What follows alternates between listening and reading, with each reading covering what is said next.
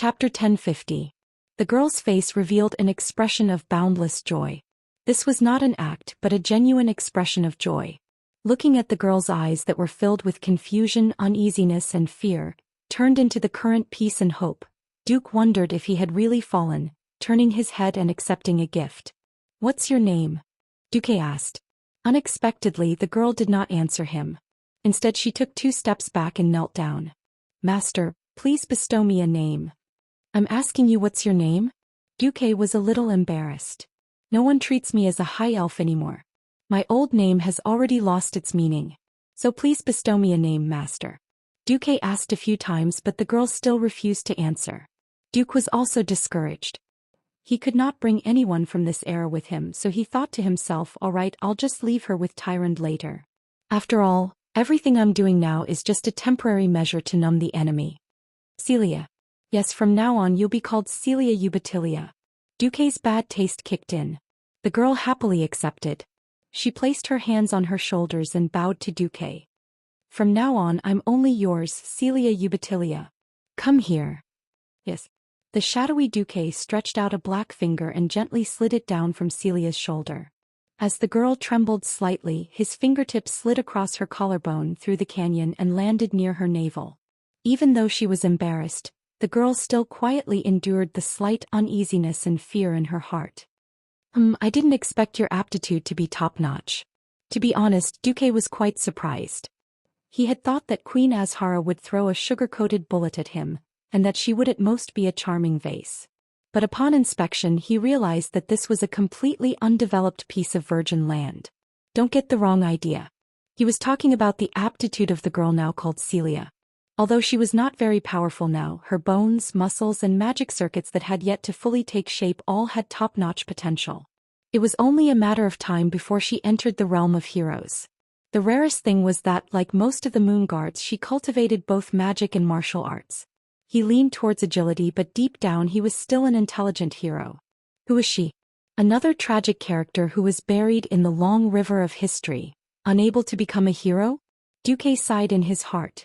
Speaking of which, the ancient era was also an era where heroes came forth in large numbers. Think about it, Doraima Sunstrider, who founded the Kuel Salis kingdom, was now an unremarkable existence among the elven nobles. His awkward radiant moon strife left him in a dilemma.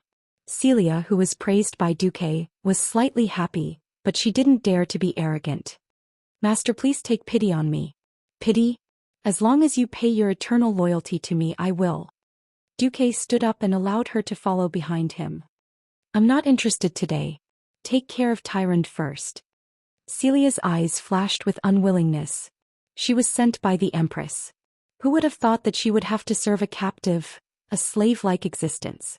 However, she adjusted her attitude very well. She was already dead in the past. Now she had to hold on to Duque's thigh tightly. When Duque returned to his side palace, Tyrant was furious. She cursed in her heart, "Du Kong, you bastard. You just took me last night and now you're going out for a change." She knew that she didn't love this man, but she couldn't help but get angry. Du Kong had been implicated. Last night, during the intense battle, Duque had followed history and called himself Du Kong to Tyrant. And now, unbeknownst to Du Kong had been implicated. Whoosh.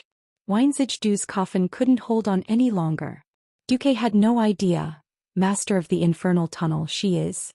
Tyrant pretended to be calm as she asked. "Celia, the dancer that Queen Azhara gave me. However, she's now my maid. From today onwards she will serve you." Celia came up and bowed respectfully. Tyrant's eyes twitched and she felt a sense of relief. "Seems like this bastard still cares about my feelings. Tyrant, endure. You have to endure." All of this was a personal sacrifice for the sake of destroying the Burning Legion.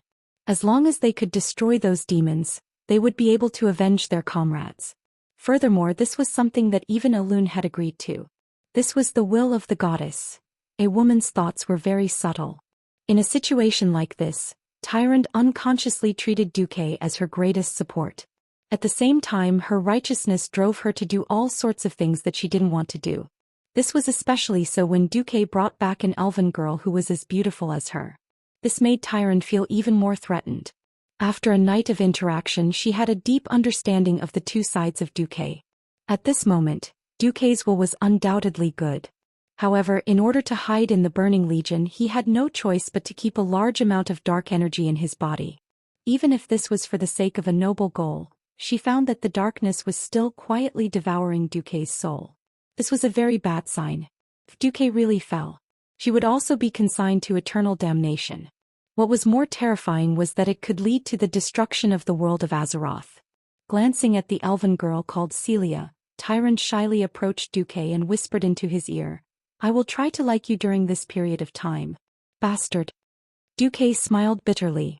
Of course, during this period of time, was referring to the Burning Legion's destruction. Fine, you can do whatever you want. A pure white dress wrapped around Tyrant's well-built and voluptuous body.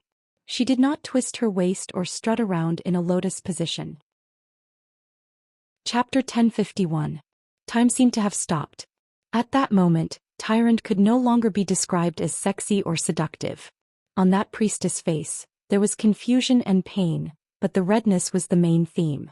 Tyrant gave in and allowed Duke to do as he pleased.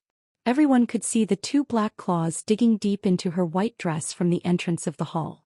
This beautiful face that seemed to have sunk into depravity was simply captivating at this moment.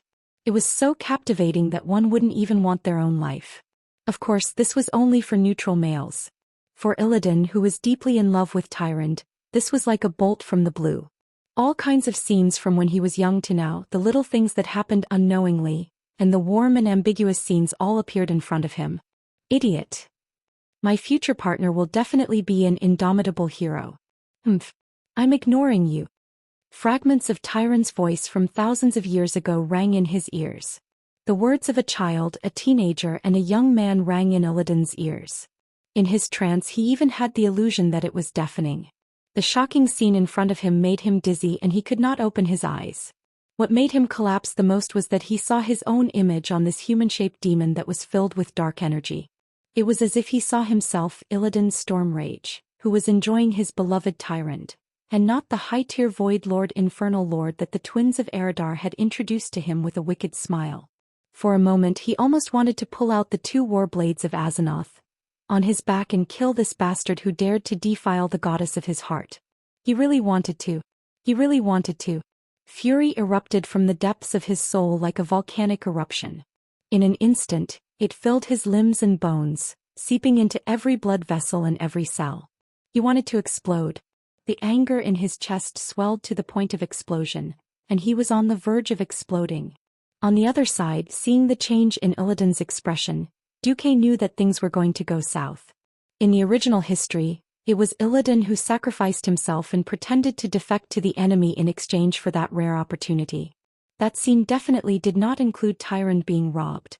Perhaps he had prepared himself mentally before coming here, or perhaps he was prepared to sell himself in exchange for Tyrant, who should still be under the protection of Elune. According to the script of history, with Sardra's appreciation, he might really be able to do it. Unfortunately, everything was a mess. Because of Duquesne's transmigration and the arrival of Gemini. For Illidan, the test was more than twice as difficult. The system elf clearly marked that killed Jaden's will had quietly arrived. He attached a very faint trace of his divine sense to auras and observed the side hall. Not only was he observing Illidan, but he was also observing Duque. Kill Jaden thought that he had done it very secretly, but he could not escape the soul scan of the system elf. Duque knew that the biggest test had come. As long as he passed this test, he would be able to completely control the portal and work with Illidan to destroy the Burning Legion. If he couldn't pass, everything would be over. Suddenly he couldn't help but laugh bitterly in his heart. Spying really wasn't that fun. Since ancient times, many undercover police officers had lost themselves after completing their undercover mission. Years of being behind the enemy lines had completely changed their habits. Other than waking up every morning and telling themselves, "I'm a soldier, not a thief," there was no one who could help them. In fact, after completing their mission, most undercover officers ended up in a miserable state. Being undercover for years was a small matter. Many of them were forced to become addicted to drugs. Even if they quit, they could no longer be police officers. The bitterness of being undercover. Who knew? Who knew? Duque looked up 90 degrees to the sky in his heart, and 2 streams of crocodile tears flowed down. Faster, thief. Don't blame me. If you want to blame someone, blame that bastard Nozdormu. He could have just thrown me into the Grey Valley in the future. I will definitely do my best to wave the flag and cheer for everyone in every battle. I will be the most outstanding hooligan and survive the ancient war. But he threw me into the twisting nether and almost killed me. I was just trying to protect myself. Yes. It's the demons who forced me.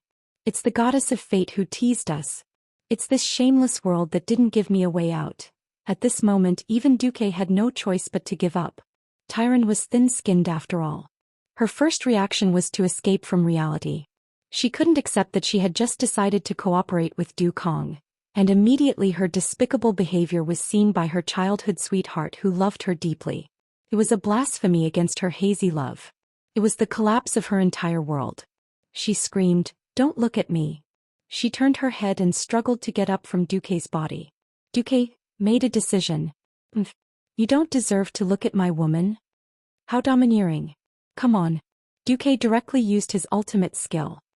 Mind Blast, that was 100 times stronger than before, was instantly released. The invisible, formless and powerful psychic attack crossed 10 meters and landed on Illidan's body. Illidan, who had never seen such a strange attack, was caught off guard. His agility did not help him, and the instincts that he had trained for thousands of years did not help him. His strong, steel-like body was sent flying just like that. Crackle. He miserably rolled on the ground a dozen times before his dust-covered body stopped in the deep ravine he had created. Logically speaking, as an agility-type hero, he shouldn't be so weak. But Mind Blast was never a simple dark element attack. Illidan saw every moment of his life in this spiritual illusion, from when he was born to when he died of old age. If it wasn't for the fact that the image in the illusion was exactly the same as when his body was twisted, he might have been a little more spirited. He used all his strength to try to prevent his world, mainly the real world, from falling into a state of chaos. But that was all. He wanted to get up and scream to the sky to express his pain and depression. But at this moment he finally came to his senses and remembered his mission. Yes. I came here to pretend to join them and then find a way to destroy the entire Burning Legion. Wasn't I already mentally prepared to endure everything? Why did I lose my composure when I saw Tyrant? I had to take back Tyrant. I had to endure for the future of my people.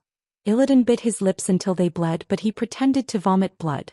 He knelt on the ground and shouted, "I'm so sorry. Great Lord Infernal Affairs. I shouldn't have peeked at your belongings. Please give me the heaviest punishment." Chapter 1052. The situation in front of him gave Duque a headache. He was terrified. Although he knew that Illidan was pretending, Illidan was still terrified. This was something that countless players could not do back then. He deserved to die and he was unrepentant. This was the impression that most old players had of Illidan. Perhaps in the later versions, Illidan would be cleared. But until Duque transmigrated, Illidan was that miserable, pitiful and hateful guy. Regardless of whether he was redeemed in the later versions, one thing was for sure. In the end he never got Tyrant. Mysticism could not save the innocent, and money could not change one's fate. This was the case for black people like Illidan. Even mysticism could not save this African chief. Even if he went to the goddess of fate to buy money, he could not take away any of the cups and cutlery on his bitter coffee table of fate. So after thinking for a while, Duque decided to let Illidan be black all the way. Tyrant, whose power was sealed, did not have much strength. Although she struggled hard, Duque still grabbed her slender and flexible waist tightly, displaying the aura that an evil Void Lord should have. The surrounding air was quickly dyed black, and the surging and overbearing dark power instantly became the only main melody within a radius of a few hundred meters. Duque's power was so amazing that not only Illidan, but even the Eridar twins beside Duque were a little surprised. You're Illidan, right? Deaf like Tyrant? Duque's lips curled into an extremely evil sneer. It was a sneer that would kill at the slightest disagreement. It was a sneer that looked down on all things in the gods.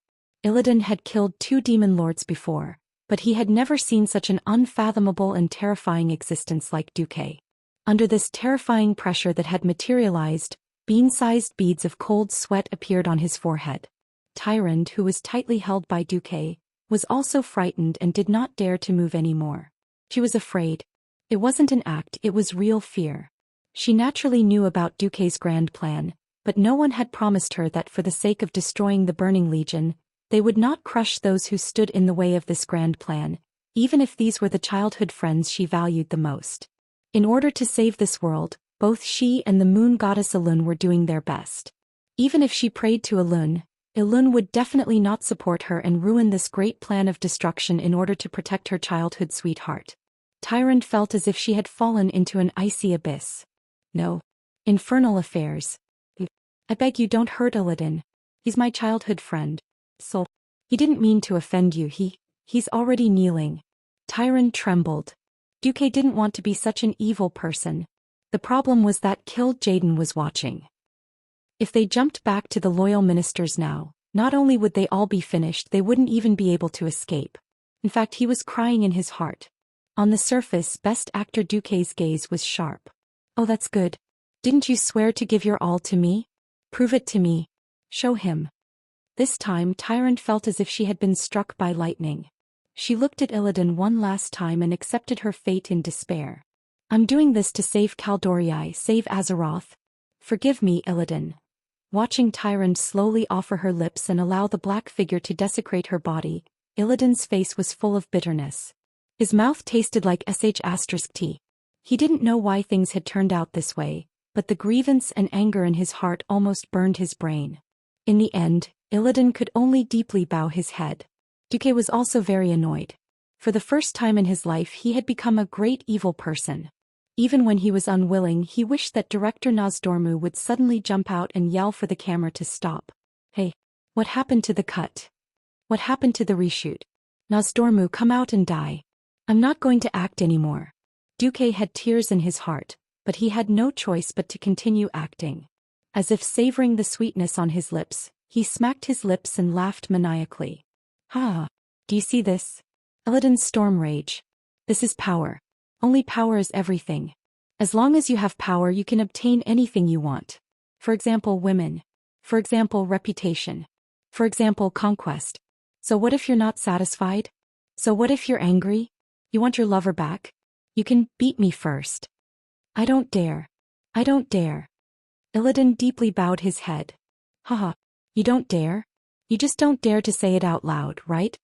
Duque laughed coldly. I really don't dare. Illidan's head was even lower, completely sticking to the rubble on the ground. His forehead hurt from laughing so hard that it hurt. Suddenly all the pressure vanished into thin air. The cold smile on Duque's face did not change. It doesn't matter. In the face of absolute power, all lies and disobedience are just fleeting clouds. I don't care if you're sincerely convinced or not. I'll still say the same thing. If you have the power, take it yourself. If you don't, then kneel down and lick my boots. Maybe when I'm in a good mood and tired of playing with your tyrant, I'll give it to you. Illidan's body trembled. Was it shock? Anger? No one knew. Maybe it was both. At this time, Duque looked at the Eridar twins who had been watching the show. Enough of you. Don't try to test me in the future. I'm not as good-tempered as you think I am. Yes, sorry. The twins laughed sinisterly. Duque said, since he claimed to be here to join the Queen and serve our leader, then let's report this to His Majesty. Then let's report it to His Majesty Sargeras. Maybe His Majesty will like it. After all, he's the first person on this planet to join our side after the war. The twins nodded. Duque could clearly feel Illidan's resentment, but he didn't care. As long as Illidan could get the demon's soul, he didn't care if Illidan lived or died. Duque really didn't want to care about what would happen in 10,000 years. As long as he crippled the Burning Legion, he didn't care if there was another Illidan in 10,000 years. You've angered me. Believe it or not, I'll really join the Burning Legion. With that, Duque brought Tyron back to the side hall. When Silegia obediently closed the door for Duque, Duque's actions suddenly became rough. No. What are you doing? Kill? Jaden was watching them from afar. Tyron knew that. She also knew her mission, but her feelings were still rejecting Duque. The next moment she was shocked to see the darkness in Duque's eyes. It was obvious that if she continued to resist, the darkness might really devour Duque's rationality. Tyrant finally realized the danger. If she continued to provoke Duque's negative emotions, perhaps Duque would become a Void Lord before they could complete their plan. Sigh. Tyron sighed softly. She used herself as a sacrifice and quietly devoured all the sharpness of Duque's godly sword. Chapter 1053. Tyrant Whisperwind was jolted awake from her nightmare. She had forgotten most of what had happened in the dream. What she could remember was that the moon goddess Elun had been embroiled in a terrible war. Her mount had been fatally wounded and flung her off its body. Her head had hit the ground heavily. Then she had been captured by that terrifying Savis. She could still remember some terrifying scenes and sounds. A monster that looked like a goat had been eyeing her menacingly. A pair of furry hands with sharp claws had been grabbing onto her tightly. Then she had woken up in shock. That pair of narrow and elegant silver eyes swept around the gorgeous side hall. She had seen this gorgeous room where she had been placed under house arrest countless times. The afternoon sun shone in from the west. This was supposed to be the elf's resting time.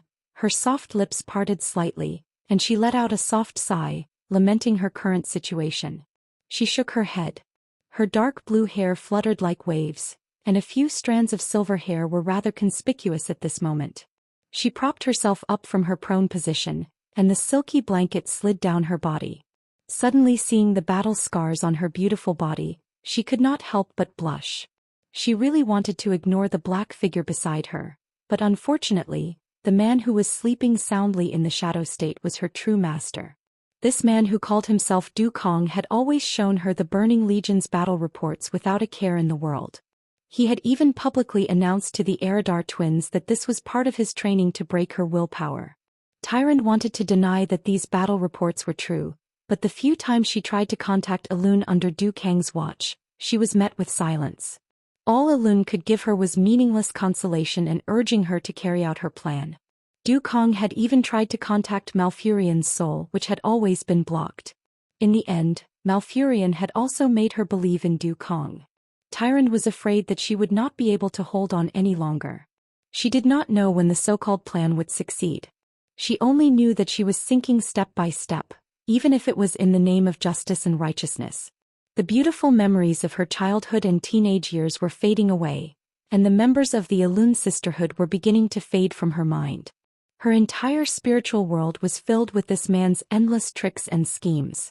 She had fought, cried, and begged for forgiveness. What scared her the most was that she was starting to get used to this role that she once thought was terrible. Even if she was tormented miserably, her mind would still be filled with that black figure when she turned around. If he left for a while, she would quickly miss him and look forward to his next visit. Unknowingly, 30 days had passed. Tyrant was shocked to discover that the luckiest thing between a man and a woman was to have the person you loved love you, while the luckier thing was to have someone who loved you but you did not love him. But now she had fallen into a third way that she thought she would never accept: getting used to each other. In just a month she had completely gotten used to his presence. It was as if she was eating and drinking. Have I fallen? Tyrant held her face in her hands. Suddenly Duque's voice was heard. No. This was just a nightmare. The dream will eventually wake up. However, whether what is unfolding before your eyes is a return to the ordinary daily life, or a reality that is even crueler than a nightmare, depends on our efforts. Tyrant felt a sudden surge of warmth. How ironic. Just as she was about to break down and become a toy without any sense of self, it was the fellow who had been forcing her that pulled her back. Tyrant bit her lip hard. She could not help but let her imagination run wild. If he really used this method to save the Kado race, how should I face him in the future? Bringing Tyrant with him, Duque walked towards the southernmost tower of Azhara's palace. The tower shone with the light of magical energy. Thanks to Duque's perfect adjustments, the high elves did not have to work day and night like they did in history. Along the way, Tyrant saw the high elves and the evil long-horned monsters taking turns to salute them on the way to the tower. The high elves wore green hooded robes embroidered with intricate patterns, while the monsters' lower bodies resembled the bodies of goats. They used to be night elves, but now they belonged to the Burning Legion. Yes, they were satyrs. In the huge hall at the top of the tower, the satyrs and the high elves struggled to maintain the magic within the hexagon formation. On top of the complicated magic formation that Duque had personally engraved, a ball of flame floated in the air. There was a ball of flame floating in midair. In the middle of the flame was a black hole. This black hole seemed to never disappear. The moment Duque brought Tyrant into the hall, She knew that she had entered the territory of the leader of the Burning Legion, Sargeras. There, the Lord of the Abyss, Manaroth, and Eridar Gemini had already arrived. Be it the Apocalypse guards around the hall, they all looked at the white-robed Tyrant with mocking eyes. These mocking gazes made Tyrant feel ashamed. The Gemini even gave Duque a thumbs up. Thanks to Duque's extremely pure spatial magic, Sargeras no longer had to forcefully descend his will. His power could pass through the huge portal at any time and appear in this world. The only flaw was that the portal was still not large and sturdy enough to allow Sargeras to pass through. "Can I come in?" A voice that made Tyrant's body tremble came from the entrance of the hall. Duque nodded. Manaroth immediately roared, "Come in." If not for Duque and Tyrant, Illidan would undoubtedly be the smallest. This time, Illidan was obviously prepared for anything. Even when he saw Duque, he could still greet him in a formal manner. However, no one knew what was going on in his amber eyes. Tyrant looked at Illidan, her mouth twitching, but she did not say anything. No one made things difficult for Illidan because he was the main character today. The deep portal suddenly fluctuated, and in the next second, a mysterious power suddenly filled the hall. This mysterious power came from the distorted void in the distance. Sargeras's huge shadow suddenly filled the huge hall that was more than 30 meters tall. His booming voice rang out immediately after. "You're Illidan Stormrage, the one who proved your loyalty to the army, the one who could do what others could not?" Illidan bowed his head deeply to show his respect. "That's me. As a mortal, you are very powerful." Sargeras spoke from another world. After a moment of silence, he said, "But your strength is worthless in my eyes." Illidan said coldly, "Perhaps I can make His Majesty descend upon Azeroth." Chapter 1054. The hall fell into silence once again.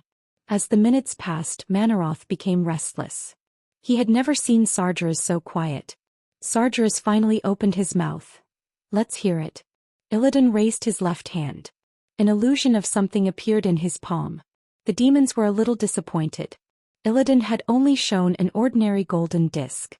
This traitorous mage went straight to the point. "This is my method. Soul of the dragon." Every demon overlord's expression turned cold. This was especially so for Manaroth. He had personally witnessed its violence and felt its immense power. Relying on this divine weapon, the Dark Dragon King easily wiped out an entire elite demon army of tens of thousands of demons. Even the surrounding night elves that were twice the number were affected. The Deathwing Nisario stirred up chaos in this world, and even chased the other dragons away when they tried to stop him. It turned out that everything originated from this inconspicuous disc.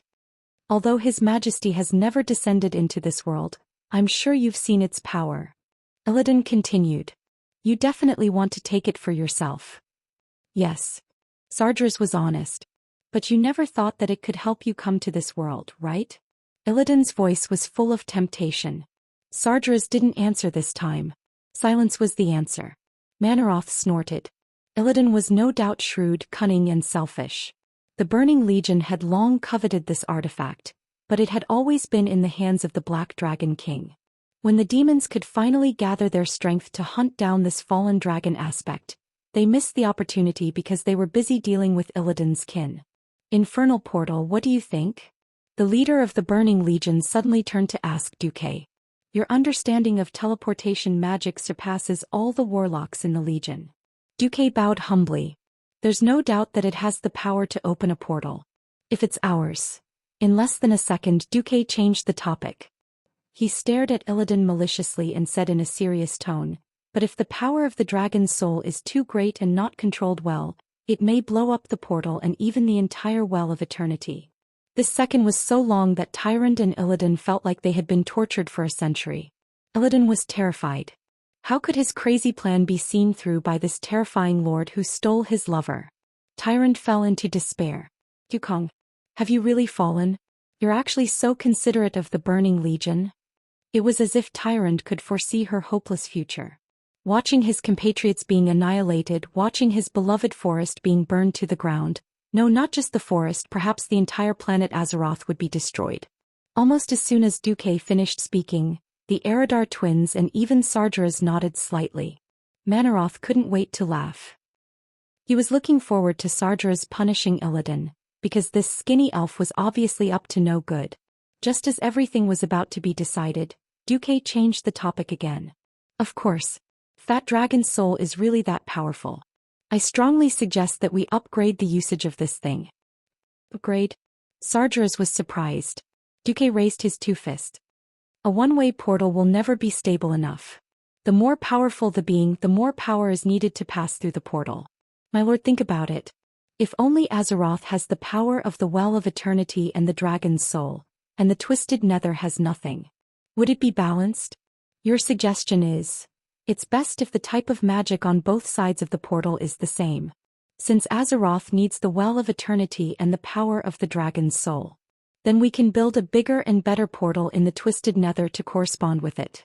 If we succeed, the Burning Legion will invade other planets in the future, and that new portal will also be useful. When Duque said this, the eyes of all the demons lit up. Duke continued, before we open the largest portal, we can try to see if we can bring the giant dragon's soul through the portal, or we can directly transfer part of the giant dragon's soul's power to the warped void portal. Duke began to narrate the plan he had come up with on the spot. All the demon lords, including Sargeras, were mesmerized by the story. Why, that's right. As early as 10,000 years ago, the Burning Legion already had interstellar battleships. Doesn't it sound very classy? It felt like using a laser weapon to beat a primitive man with a stone axe. Was it a one-sided beating? That was wrong. The Burning Legion was actually a bunch of idiots who only knew how to use a small portion of the functions of the interstellar battleships. Duque secretly asked, and it turned out that those interstellar battleships were actually stolen by Sargeras from the Pantheon. Unfortunately, Sargeras' original body was full of combat talent, and had no talent in science and technology at all. As a result, a large number of high-tech battleships were used as landing ships.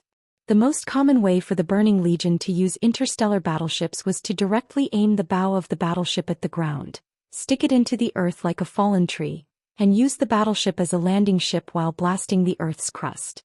Or, in an extremely tasteless manner, they opened the portal of the battleship and used it as a landing portal after landing.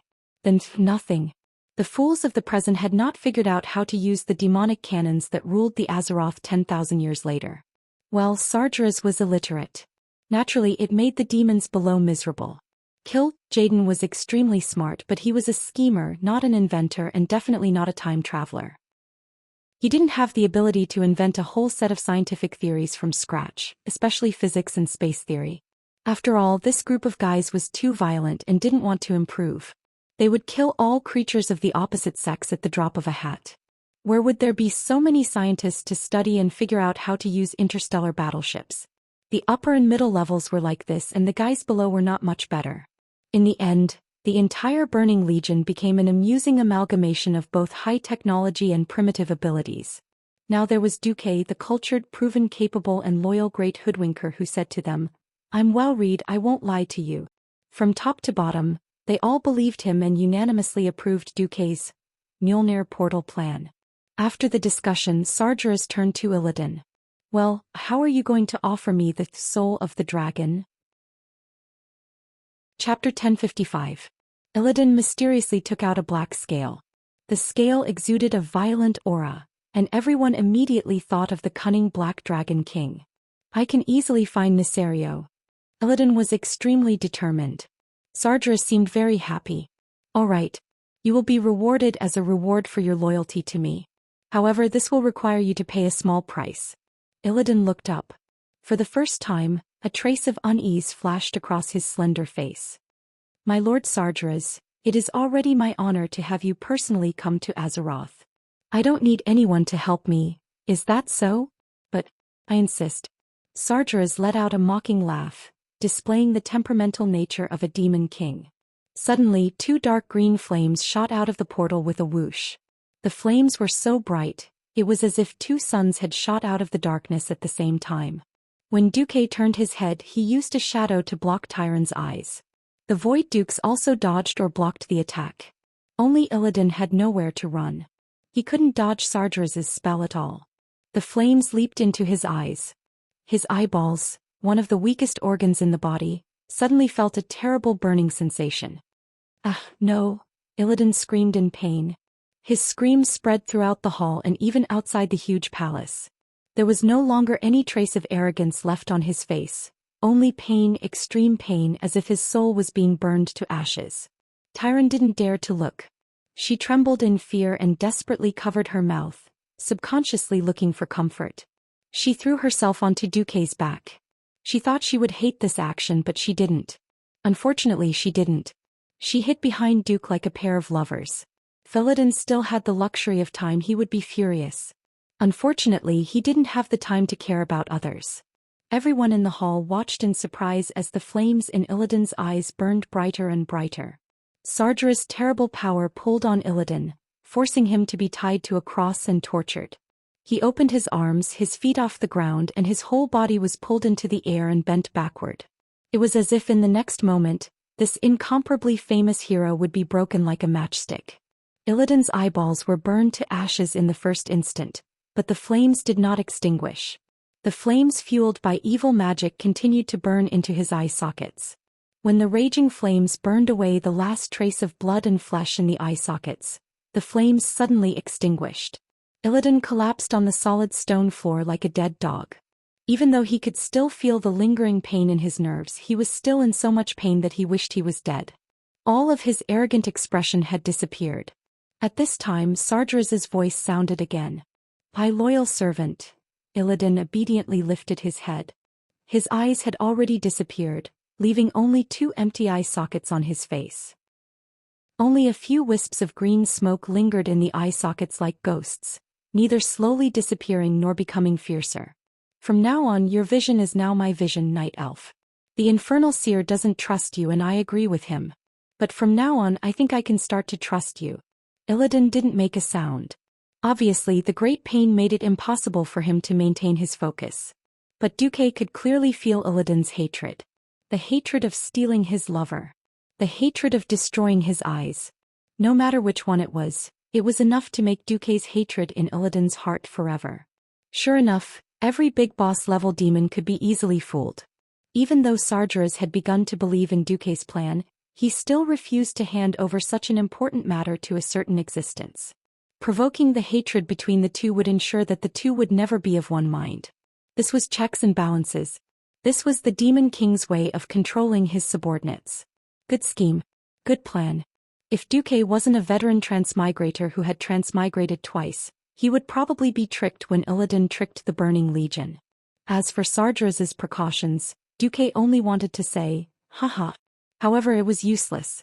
Time passed day by day. There weren't many surprises. The only one that could be called an accident was the rebellion of Dasrima Sunstrider. This grandfather of Kale, that was very smart. He noticed that when Sardra's could easily descend, the Burning Legion's attitude towards the High Elves didn't change.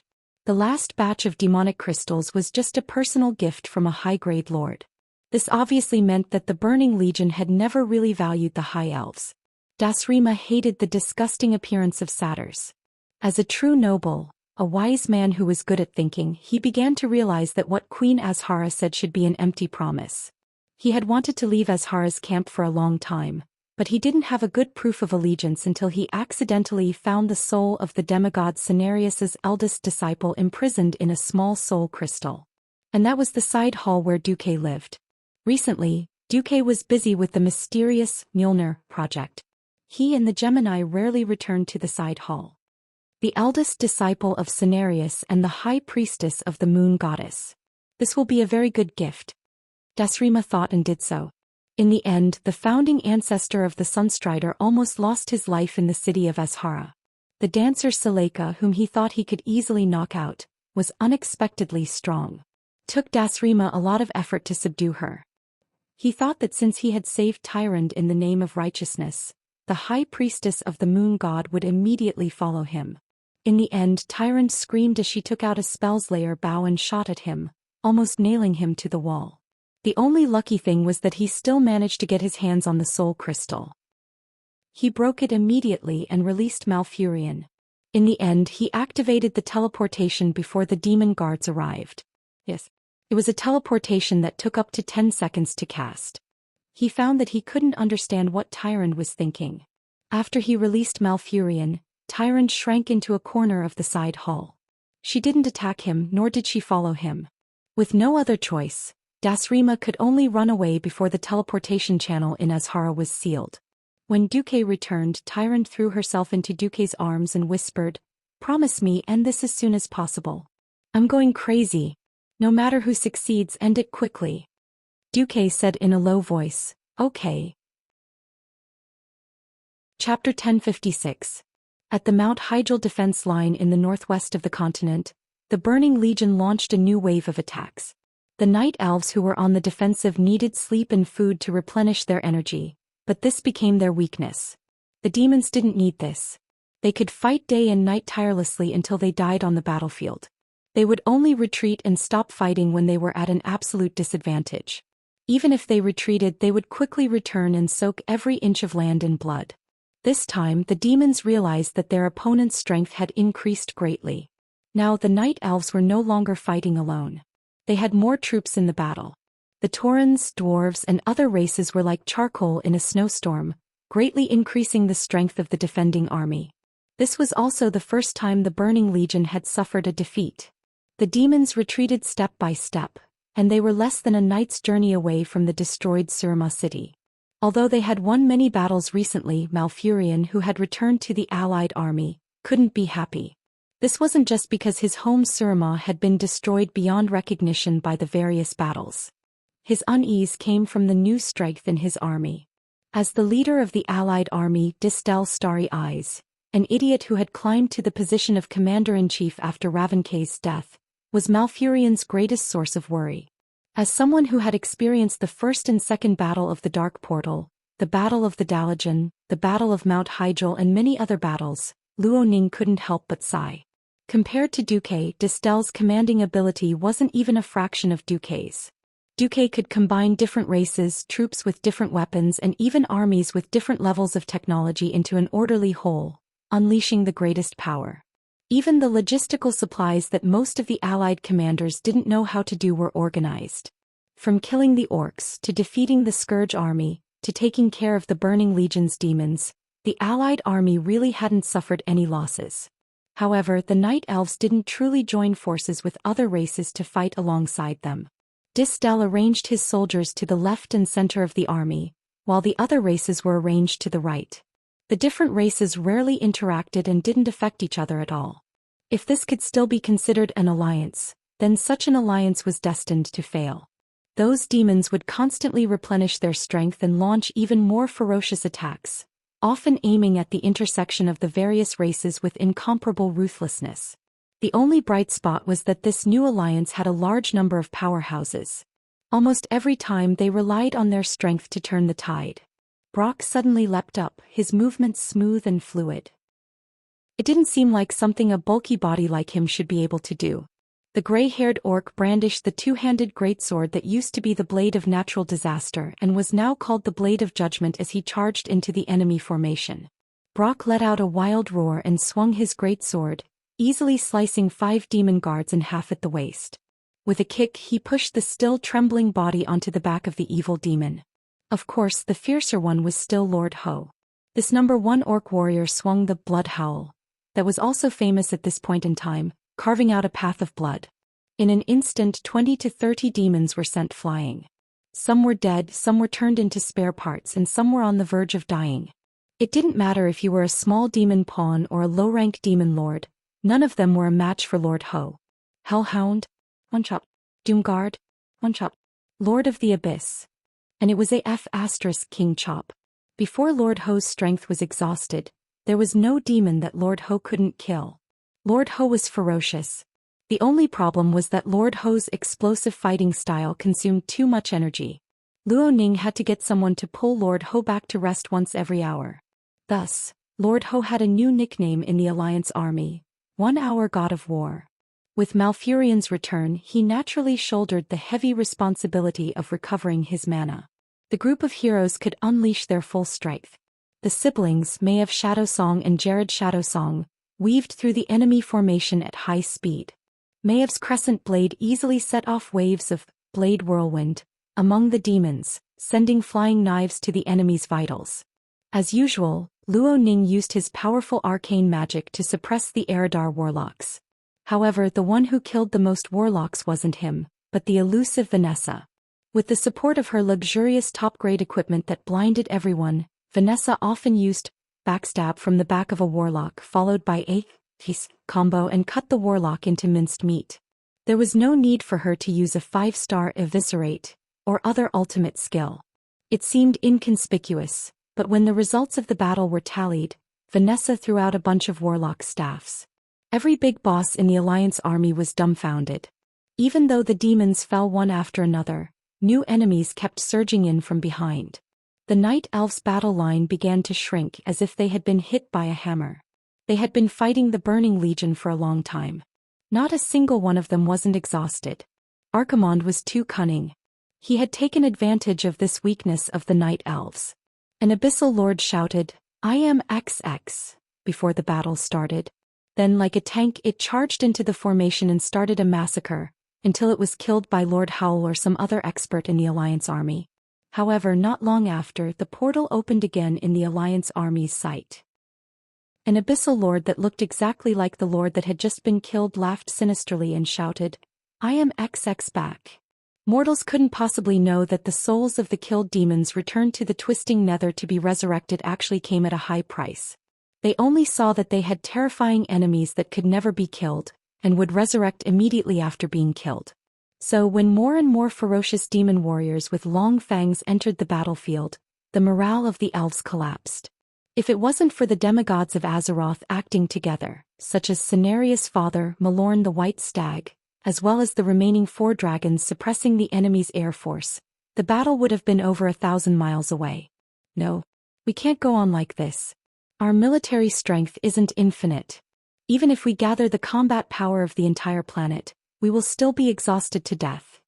This wasn't just the thought of Cenarius, but also the thought of all the big bosses. What should we do? Even Malorn smiled bitterly. Maybe we can blow up the Well of Eternity and cut off the demon's entrance, Malfurion suddenly said. How? Everyone's eyes lit up. Soul of the Dragon. Malfurion spat out 4 words.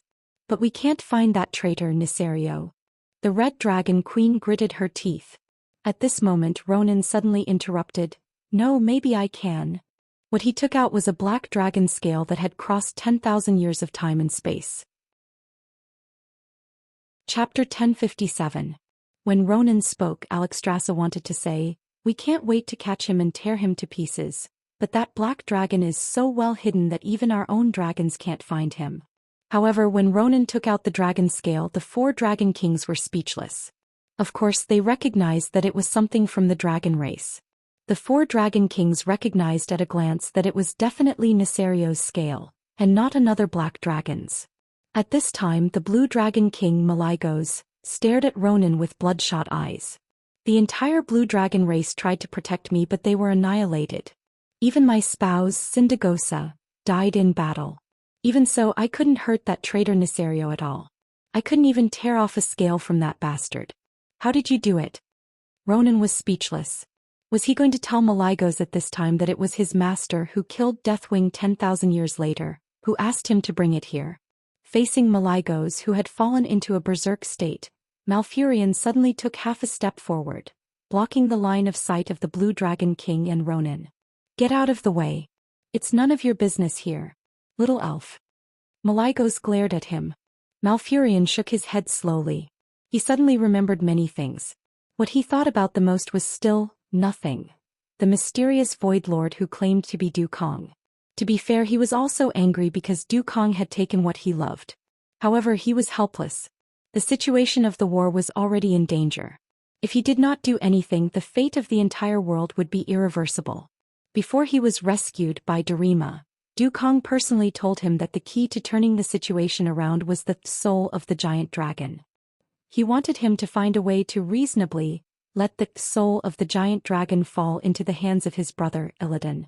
As for what that plan was, Dukong refused to say. Malfurion did not know what his brother's plan was either.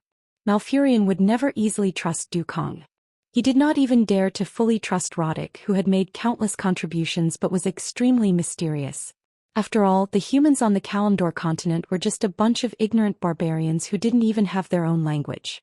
Whether it was Roddick or the mysterious female thief, they obviously came from a more civilized world that had a more systematic understanding and application of knowledge and power. Malfurion had made up his mind that he would study the dragon's soul for a while before he decided to deal with it. In any case, the situation couldn't get any worse. Even without Sardra's arrival, the allied army would be exhausted to death by the Arkharan army.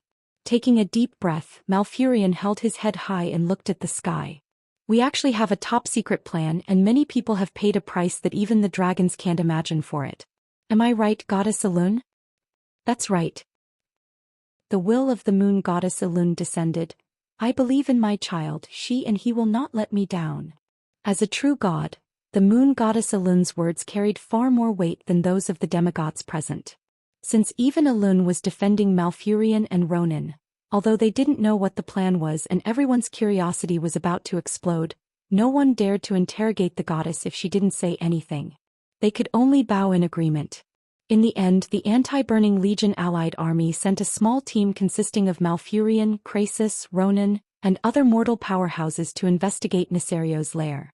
While Nesario's body almost exploded from absorbing too much power, and he had no choice but to let the goblins inlay a large number of high-strength metal plates on his body to stabilize it, Malfurion successfully stole the dragon soul. No, it should be called the demon soul.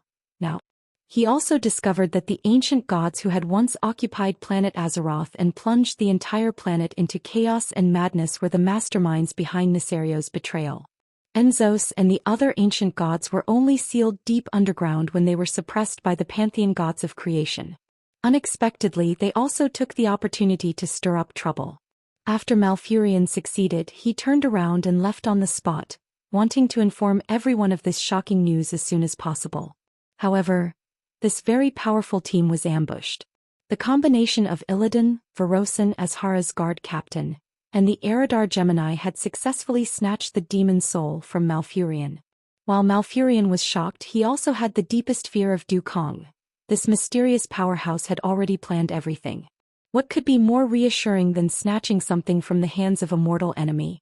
Malfurion was speechless for a long time as he looked at Illidan, who had fallen into a state of madness and had no idea that he was actually a pawn.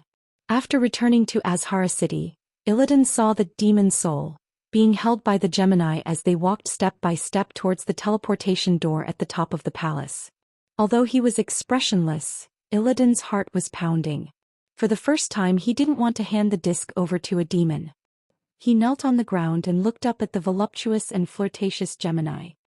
He gritted his teeth and said, "My lords, compared to you, I can use the magic in the masterpiece of the Black Dragon more freely. With the gift from my master, I now know it like the back of my hand." To strengthen his persuasion, Illidan lifted the hood over his eyes. The Eridar Gemini saw his eyes and couldn't help but frown. But who was the Gemini? Kil'jaeden's deputy, one of the most cunning existences among the demons, the Gemini smiled. "What you say makes sense, but it's meaningless. But our great Lord Sargeras is the true owner of the disc. Shouldn't he be the one to decide who uses the disc and strengthens the teleportation door here?" The Gemini's words made sense, and Illidan was actually speechless. Through the dark teleportation door at the top of the palace, the Demon King said loudly, "The existence that has the right to use this divine item can only be I." Even though he was even more unwilling, Illidan could only follow the other demon lords and bow deeply and kneel down. At the same time, in the distorted void, an incomparably huge rock the size of a moon floated there. This was one of Sardra's palaces, and it was also the gathering place of the demon army that was prepared to follow Sardra's to teleport to Azeroth. There were thousands of levels in the huge three-dimensional fortress, and each level was at least 20 meters high. Almost every corner was filled with demons who were eager to fight. The total number of demons here was calculated in units of billions. Chapter 1058. This was a terrifying number. Unless a mortal stood tens of kilometers away, he wouldn't be able to see the end of this terrifying army even if he twisted his neck. Think about it. From top to bottom, from left to right, they were all huge, malevolent-looking demons. No matter how you looked, you couldn't see the end. How shocking was this? How terrifying was this? Back then, the Eridar Gemini had shown Tyron such a scene, which caused her to lose control of her heart. If Duque hadn't used his authority as a lord to intercept Tyrant, she might have already fallen into the hands of some extremely vile demon lord and become a broken slave, or even be tortured to death. Obviously, Sargeras didn't even need to come personally. As long as these demons all threw themselves into Azeroth, they would be overwhelmed by their absolute numbers, be it dragons or demigods. Beside the mountain-like Sargeras, there was a floating magic platform in the air. After the seemingly insignificant Duque did a series of operations, he bowed to Sargeras and said, "Your Majesty, everything is ready." What appeared in front of Sargeras were 12 huge artificial satellites, each with a diameter of 100 meters. These magical creations were created by all the Eridar warlocks in a short span of 2 weeks. They were far more complex than any Eridar warlock could imagine. Sargeras had secretly ordered the Eridar warlocks to keep an eye on Duque, but the warlocks soon gave up. Their level of magic was too primitive. Duque had only used a few common magic formulae from the later generations, along with a bunch of side magic circles that were supposed to increase stability, but were actually used to confuse the line of sight. He was able to fool the Eridar warlocks who were in charge of inspecting the magic circles. This is fixed point strengthening. Magic will weaken in the air, understand? It won't weaken? Why can't your shadow arrow hit the opposite planet directly, but only 30 or 40 yards? This is an automatic control circuit? Once the magic node runs out of magic, this light will light up. Then we will replenish the magic here. Is this a magic ballast that can stabilize the output of magic power? As an engineering student who had studied automation's strong and weak electricity, Duque used a whole set of physics and engineering knowledge that could not be applied to the field of magic to fool people. Every time he tried to fool someone, he would be an idiot. Many Eridar warlocks even ran over eagerly to become Duque's disciples. Just bluffing wasn't enough. The Burning Legion was the most simple and violent place, and all that mattered was the results. Duque's dimensional gate was indeed effective. When Duque said that he was ready, Sargeras began to travel through the void and absorb mana from Azeroth's demon's soul. Even though it was slightly contaminated, the dragon aspect's power still originated from the creation titans of the Pantheon. The power they used was completely different from the dark energy that destroyed life and extracted the power of the planet. This was a power that the Pantheon Temple had obtained after tens of thousands of years of traveling in the universe and modifying it countless times. It was the most suitable and widely used power for traveling in the universe. Usually, power would be greatly depleted after teleporting a short distance. But the power of Demon's Soul was different. Even if it traveled through the void for who knows how many light years, under the control of Sargeras's will, most of the magic was still injected into the 12 satellites that Duque had built. Although Duque wanted to name the 12 satellites Goddess of Twilight's Necklace, it was a pity that the domineering name, Mjolnir's Hammer, was more to Sargeras's liking. According to Duque's bluff, this dimensional gate was the hammer in Sargeras's hand, and he could smash it wherever he wanted in the future. The charging of the satellites that made up the dimensional gate began. The group of demons looked at the readings on the meter that Duque had personally built, and the percentage points rose one by one. After waiting for a full hour, the charging was completed. Duque said loudly, "It's done. Your Majesty, opening Mjolnir's hammer, will allow your Majesty to reach Azeroth with less effort. But the last layer of the planetary shield will have to be handled by your Majesty yourself. Open the gate." Sargeras's voice rumbled. After Duque recited a long and complicated incantation, the 12 satellites that looked like a necklace shone with a mysterious magical light. Soon, the light on the 12 satellites connected in a clockwise manner to form a complete circle, and then the circle drawn in the distorted void glowed with the unique light of the dimensional gate. Sargeras could tell almost immediately that this extremely huge dimensional gate that could accommodate him was better and more stable than any of the Burning Legion's portals in the past. Infernal affairs. You did well.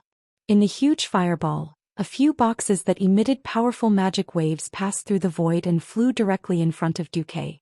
That was Sargeras's reward for Duque. Duque was like a hungry dog snatching shit. He rushed over and put away all the boxes without even looking at the surrounding demons. On the other side in Azhara, Demon's Soul floated in the middle of the Well of Eternity, shining with a dazzling light. In the deep hole formed by Sargeras's incantation, The power of the demon's soul and the well of eternity churned continuously, about to form a stable dimensional gate. The Demon King was in his terrifying world, preparing to enter this latest spoil of war. Soon he would destroy all life in this world, and then he would destroy the next world with life. Apart from him, there were some special existences waiting expectantly. Their dreams were terrifying and even more primitive than the dreams of the Demon King. They had waited for a long time to regain their freedom and take back what belonged to them. Every time Sargeras strengthened the dimensional gate, they were one step closer to success. With the help of the Well of Eternity, the demon's soul and the powerful power of the Demon King, they could open a window to freedom in the eternal prison, near Surlama. The allied forces that sensed Sargeras' arrival began to panic. On the ground, the demigods led by Malorn launched a fierce attack on the Burning Legion. At the same time, Archimonde also hoped to use a decisive victory as a gift for his master's arrival. As soon as the battle began, it directly entered the most brutal state. The wild boar demigod Agamagan slammed into two abyss lords, or sent them flying, or used his long teeth to pierce their bellies. But his huge size attracted even more firepower. Mother Shiraz's 6 evil scimitars slashed at him in succession, and the Doomsday Lord Kazak's shadow arrows bombarded him simultaneously. In the end he couldn't hold on and died on the spot. Chapter 1059. This was true for demigods, not to mention the mortals. A large number of lives were consumed like ants. In this primitive and backward era, no one knew how many people had died except for the relatives and friends who were familiar with those who had sacrificed themselves. Perhaps the demigods of Azeroth could find a chance to revive in the distant future. But mortals were dead. The battlefield was filled with a tragic atmosphere. If not for the fact that the Burning Legion only wanted to kill and destroy, the morale of the mortals in the allied army would have collapsed. In the sky, the dragons chose to give it their all. No one can guarantee that the spy hidden in the Burning Legion or Illidan's Stormrage will be able to close the portal. We can only trust ourselves. Give it your all. We will close the portal with our own power. Alexstrasza encouraged the 4 dragon aspects, as well as the dragon assault team, Krasis, Malfurion, Ronan and the others. This was destined to be a charge filled with pain and despair. The sky of Azeroth was filled with dark clouds.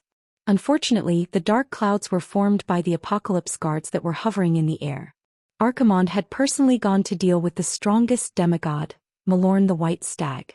Those left behind in Azeroth were not weaklings either. For the army, Apocalypse Lord Mephistos roared.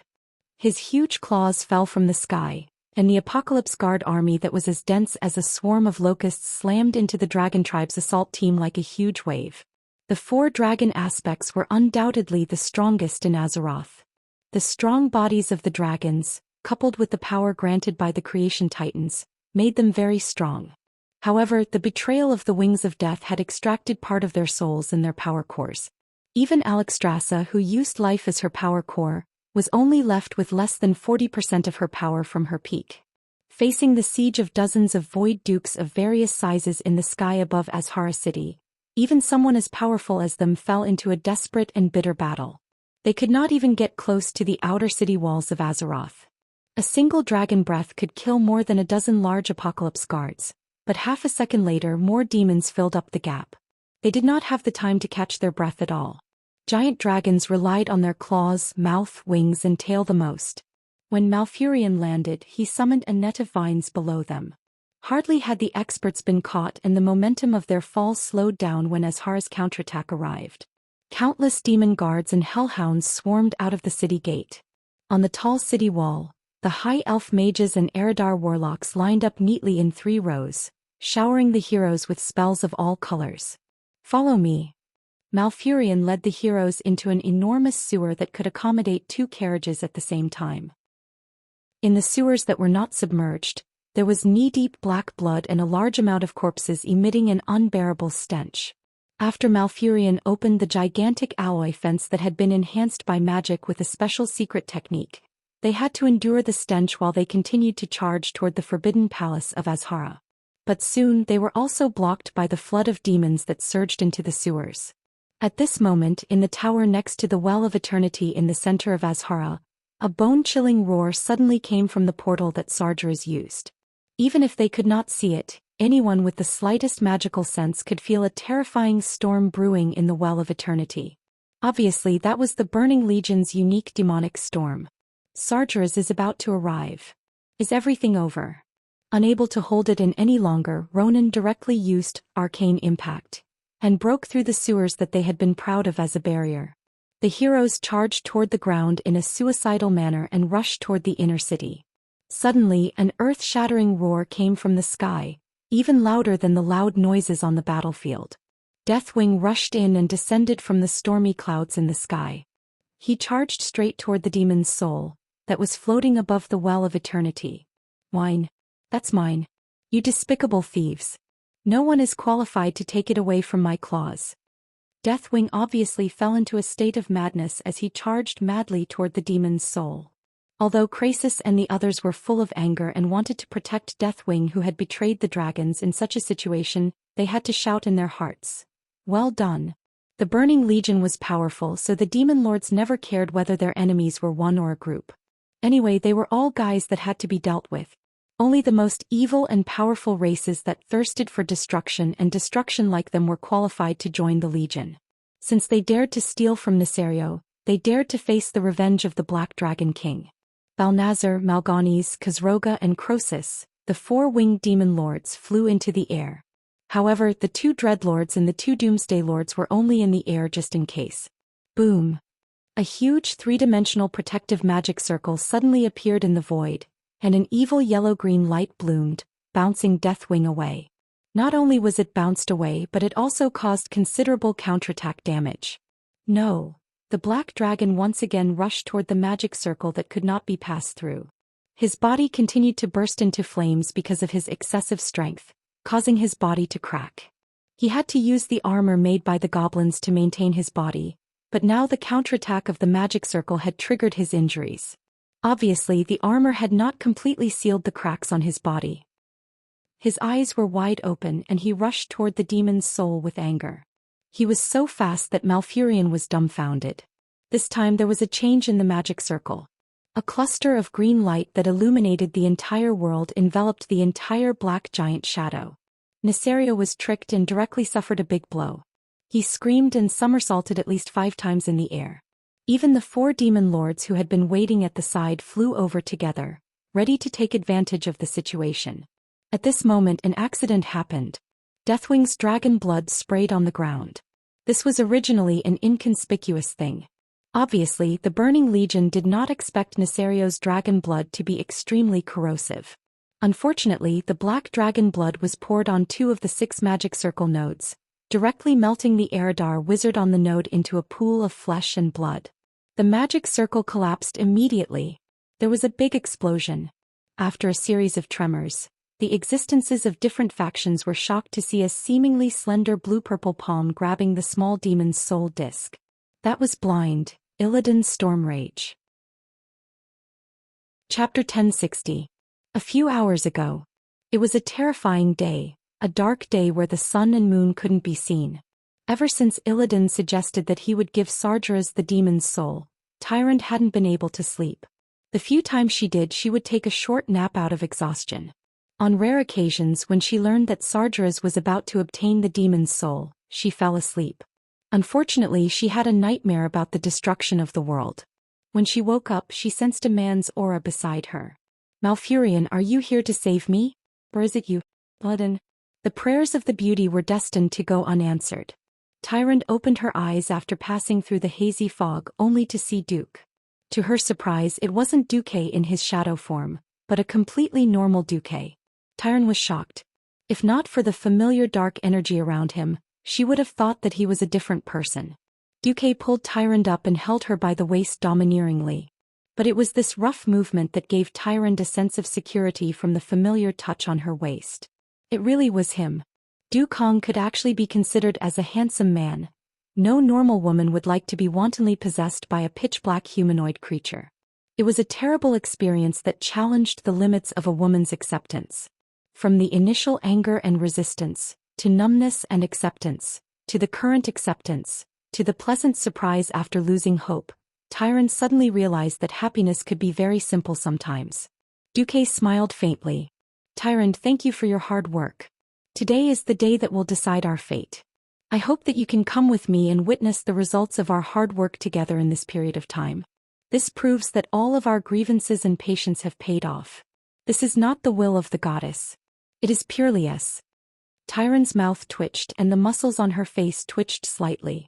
Her exquisite and holy face seemed to be telling Duque that she wanted to be happy, but was also afraid that she would be even more disappointed and hopeless later. It was this incomparably contradictory feeling that made her speechless for a long time. Tyron was at a loss for words. Come on. Duque did not explain further and entered the shadow form again. Just like that, he led Tyron through various corridors and doors. The high elves and demons they met on the way all bowed respectfully to them. In their eyes, Duque was a rare, powerful and intelligent technology-type lord in the army. She was different from those lords who only knew how to fight and kill. She was also different from those demonesses who only knew how to scheme but didn't have high combat power. For the time being, this infernal lord was irreplaceable in the army. Thus, even though they considered Tyron to be the slave of the infernal lord, they didn't dare to slight her in the slightest. After arriving in the void, Tyron saw Sardra's gigantic and terrifying true form. She also saw Duke open a huge portal and teleport Sardras to the space barrier of planet Azeroth in one breath. Even now, Tyron still didn't understand what Duque was trying to do. Wasn't Duque still helping Sardras descend? When Sardra's mountain-like body disappeared through the void portal, Tyron could clearly hear the cheers of the Eridar warlocks in Duque's control center. The demons were roaring, singing and celebrating the fact that they were about to conquer and destroy a new planet. Alright, you can all leave. I want to celebrate with my baby. Duque spoke in the Eridar language which Tyron couldn't understand. However, before the male Eridar demons left, they gave Tyron an "we understand" expression. Tyron's face heated up. Filled with a sci-fi feel, the metallic hall that could accommodate 100 people instantly became empty. None of the Eridar demons felt that there was anything wrong with Duque's order. Because Duque had already proven his loyalty to the army and had completed his mission well. The status that Duque enjoyed now was a matter of course.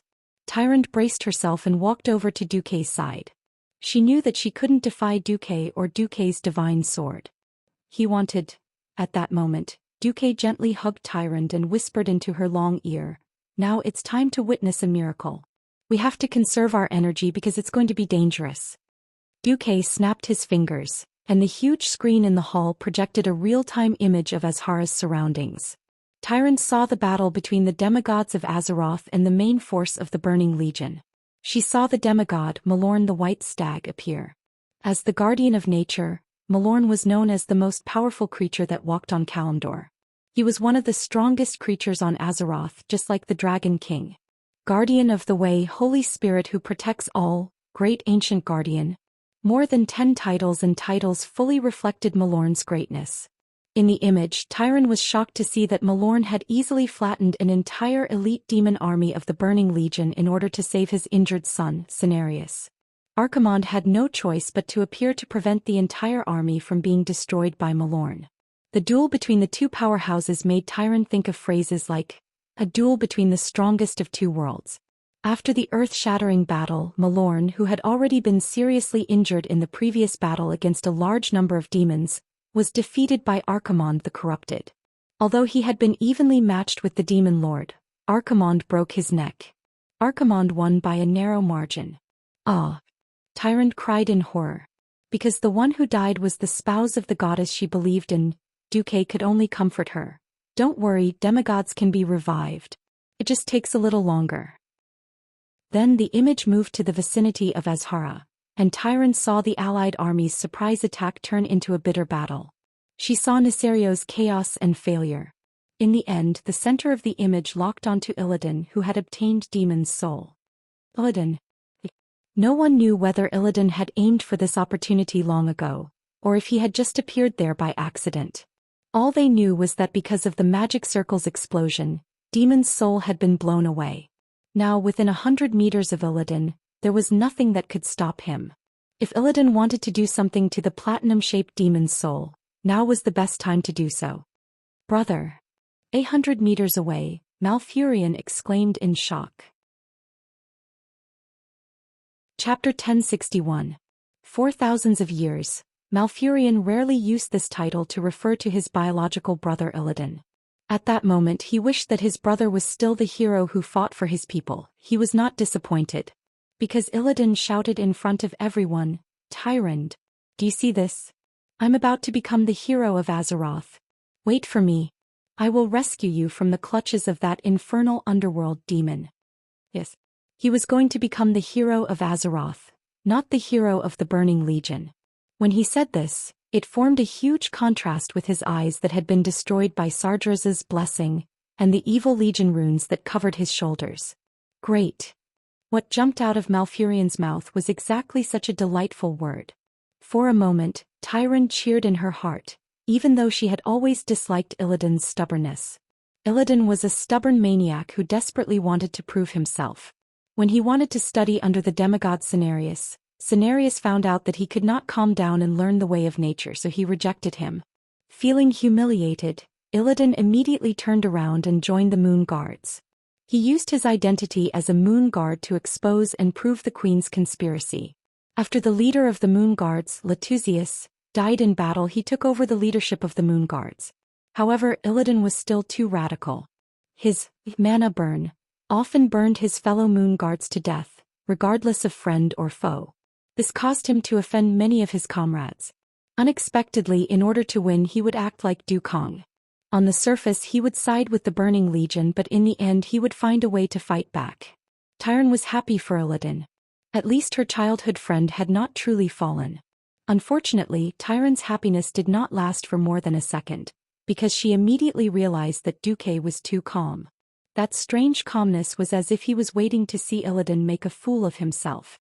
Duque's behavior was like a bucket of cold water poured over Tyrande's head. In fact, Duque did not want to hurt Tyrande's feelings. He even hoped that Illidan would reconcile with Malfurion on the spot like he did in history. He wanted Illidan to cast the demon's soul, and send the demons of the Burning Legion back home. However, dreams were always beautiful, but reality was always so painful. From the very beginning, Duque felt that something was definitely wrong when he returned to 10,000 years ago. With Nozdormu's violent and straightforward personality, he would never do something like throwing Duque into the ancient war to kill him. Therefore, Duque always tried his best to avoid fighting with all his strength. Sure enough, history books were meant to be torn. Right after Illidan's self-expressive, delusional speech, tragedy befell him. "You really are a spy." Sargeras, whose true body was still outside the space barrier, roared angrily. Since Sargeras said the word "sure," then he must have a backup plan. The stone under Illidan's feet was suddenly blown away. Even though Illidan was a master of both magic and martial arts, and had amazing dodging abilities, he could not avoid this trap that he had prepared for a long time. An extremely complicated circular magic circle with a diameter of 30 meters suddenly lit up under his feet and easily caught Illidan. Dozens of large and small demonic giant hands grabbed Illidan's hands and feet.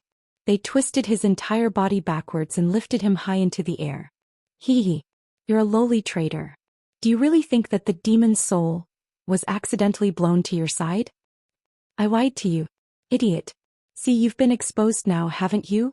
One on the left and one on the right holding the platinum disc from both sides. Of course, it was the Eridar twins. The figures of these two female demon overlords could be seen in almost every secret operation. On the side of Azeroth, almost everyone's heart fell to the bottom. Even Duque's heart skipped a beat. As expected, history had changed greatly. In a world where one traveled through time and time again, any small change in history could lead to the death of an important historical figure, and thus change history greatly. However, Duque did not move even though Tyrande, who was in his arms, had begun to tremble. It was Duque's calmness that affected Tyrande.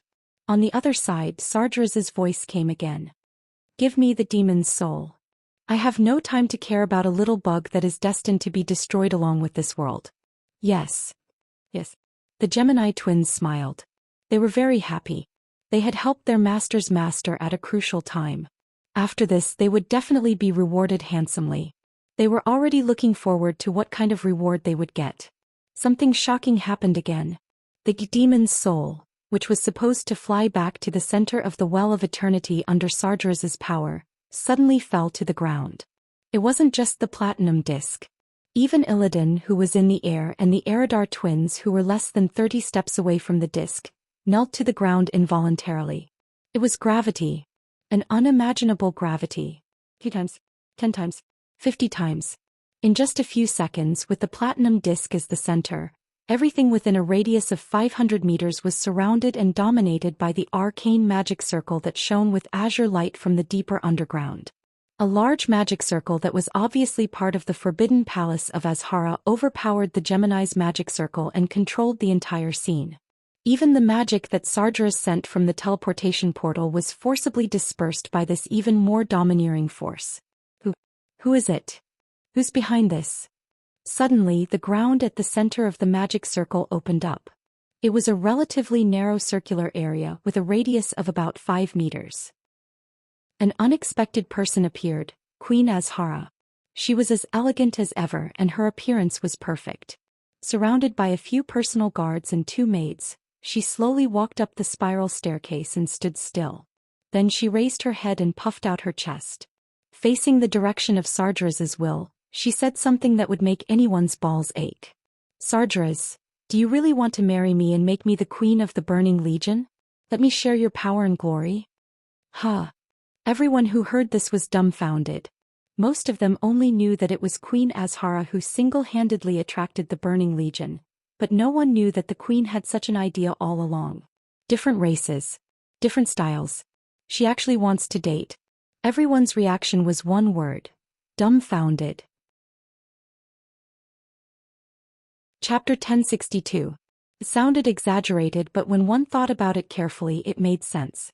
The stubborn High Elves attracted the Burning Legion in pursuit of greater power, and they called Sargeras God and Creator over and over again. They longed for self-evolution, longed for more power and power, but what did they get in the end? Apart from the most fanatical ones who followed Sargeras to become satyrs, the remaining High Elves were actually feeling uneasy and afraid. If it wasn't for Duque temporarily comforting them with the demonic crystals after Archimonde's arrival, perhaps guys like Dethrima would have split up earlier. In the original history, Queen Azhara had always foolishly believed, or perhaps hypnotized herself, that as long as Sargeras married her, everything would become perfect. In this way, she and her followers would be able to bear the consequences of the destruction of their country and territory. After all, if she became the mistress of the Burning Legion, she and the High Elves would obviously gain more. Unfortunately, this beautiful fantasy was mercilessly pierced by the cruel reality.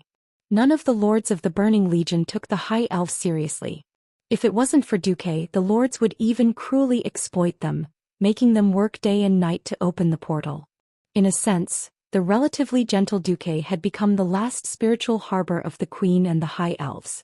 It was a certain traitor with bad intentions who told the Queen the truth. The Legion would not look up to a weak race like the High Elves. Either they were more powerful than Eridar in magic, or they were comparable to the Lord of the Abyss in close combat. Since Sargeras betrayed the Pantheon 15,000 years before this point in time, and formed the Burning Legion to dominate the universe, it had been 15,000 years of history, and all kinds of powerful creatures had found their place in the Legion. Basically, there was not much hope for promotion. Only people like Duque who fought his way out could be promoted to a higher position. Just by selling beauty and a planet, she wanted to become Sargeras' wife. What a joke.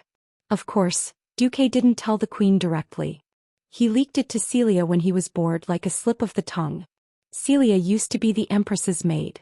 She was here to bribe Duque and was also the Empress's spy. Duque was not worried that his words would not reach the Queen's ears. Duque was not afraid that the Gemini would find out and tell on him. After 15,000 years of continuous victories, the entire army was filled with absolute arrogance. Even the Gemini believed that the moment Archimonde arrived, the outcome had been decided. No one cared about the feelings of the High Elves and treated them like pebbles that could be found on the side of the road. Only the Highborn Elves thought that they were gems or something. Because what Duque had revealed was the truth, Queen could no longer deceive herself. She chose to stand up. Even if she had to threaten or make a deal to force Sargeras to marry her, she wanted to complete this political marriage. Of course, Duque was not the only one who made Queen Azhara step forward. Duque used the System Elf scan to find a well-hidden cultist among the High Elves. When it came to unscrupulous brainwashing, there was really no one better than that one. In the end, under the instigation of that one, Queen Azhara activated the inherent magic formation in the Forbidden Palace at such a perfect time and began to force Sargeras to abdicate. Wishes were beautiful but reality was cruel. Who was Sargeras? Just because of a disagreement he flipped over his boss's car and ran off to work alone. Then, as if he had too much on drugs, he casually killed hundreds of millions of creatures every few days. It seemed that such an existence would bow down to a mere elf? Then where would King Sargeras put his face in the future? Moreover, Azhara was not a beautiful orc with sexy fangs in her mouth. Her chest was as big as a coconut, her waist as thick as a bucket, and her butt was as hard as a rock. No way. Of course not. President Sargeras swore to die. His earth-shattering roar resounded throughout the world. Even the thick black clouds in the sky were shaken away. What a joke. No one has ever threatened me, Lord of the Burning Legion. Demon King Sargeras, not in the past, not now. Not in the future. Insignificant worm Azhara, are you ready to pay the price for offending me? Ha. Ha ha ha. Ha. Azhara laughed. Her staccato laughter gradually became maniacal. Everyone who heard Azhara's laughter could feel the ominous and hopeless tone in her voice. Far away in the twisting nether, Tyrant couldn't help but hug Duque's waist tightly. On the other side, Azhara had indeed fallen into some kind of extreme hysteria. Ha ha. Sargeras, for you, I am willing to go against the entire world. Now all the gods and demigods in the heavens as well as my people want to tear me into pieces. You actually dare to tell me that I am threatening you by asking you to marry me? Ha. Ha. Actually, President Sargeras was also very bitter. Who knew that you, a nuisance queen, would marry him without even seeing him? The so-called sweetness, the so-called endless glory, were all things that you, Azhara, never agreed to. President Sargeras was also furious. His main body was still outside the spatial barrier and he angrily tore at the spatial barrier while cursing, Azhara. Just you wait, after I enter this world the first thing I will destroy is you and your powerless and arrogant people. Sargeras. I won't give you this chance. Azhara picked up the demon's soul that guard Captain Verosin had handed over and raised it high. The next moment, as Azhara chanted a mysterious and evil spell, everyone realized that something was wrong. This is... Malfurion's whole body trembled. This was not any language that existed in the world. Tracing back, it could be traced back to the even crazier Dark Empire period. That was the terrifying era when the Kalimdor continent was ruled by the believers of several ancient gods and elemental lords.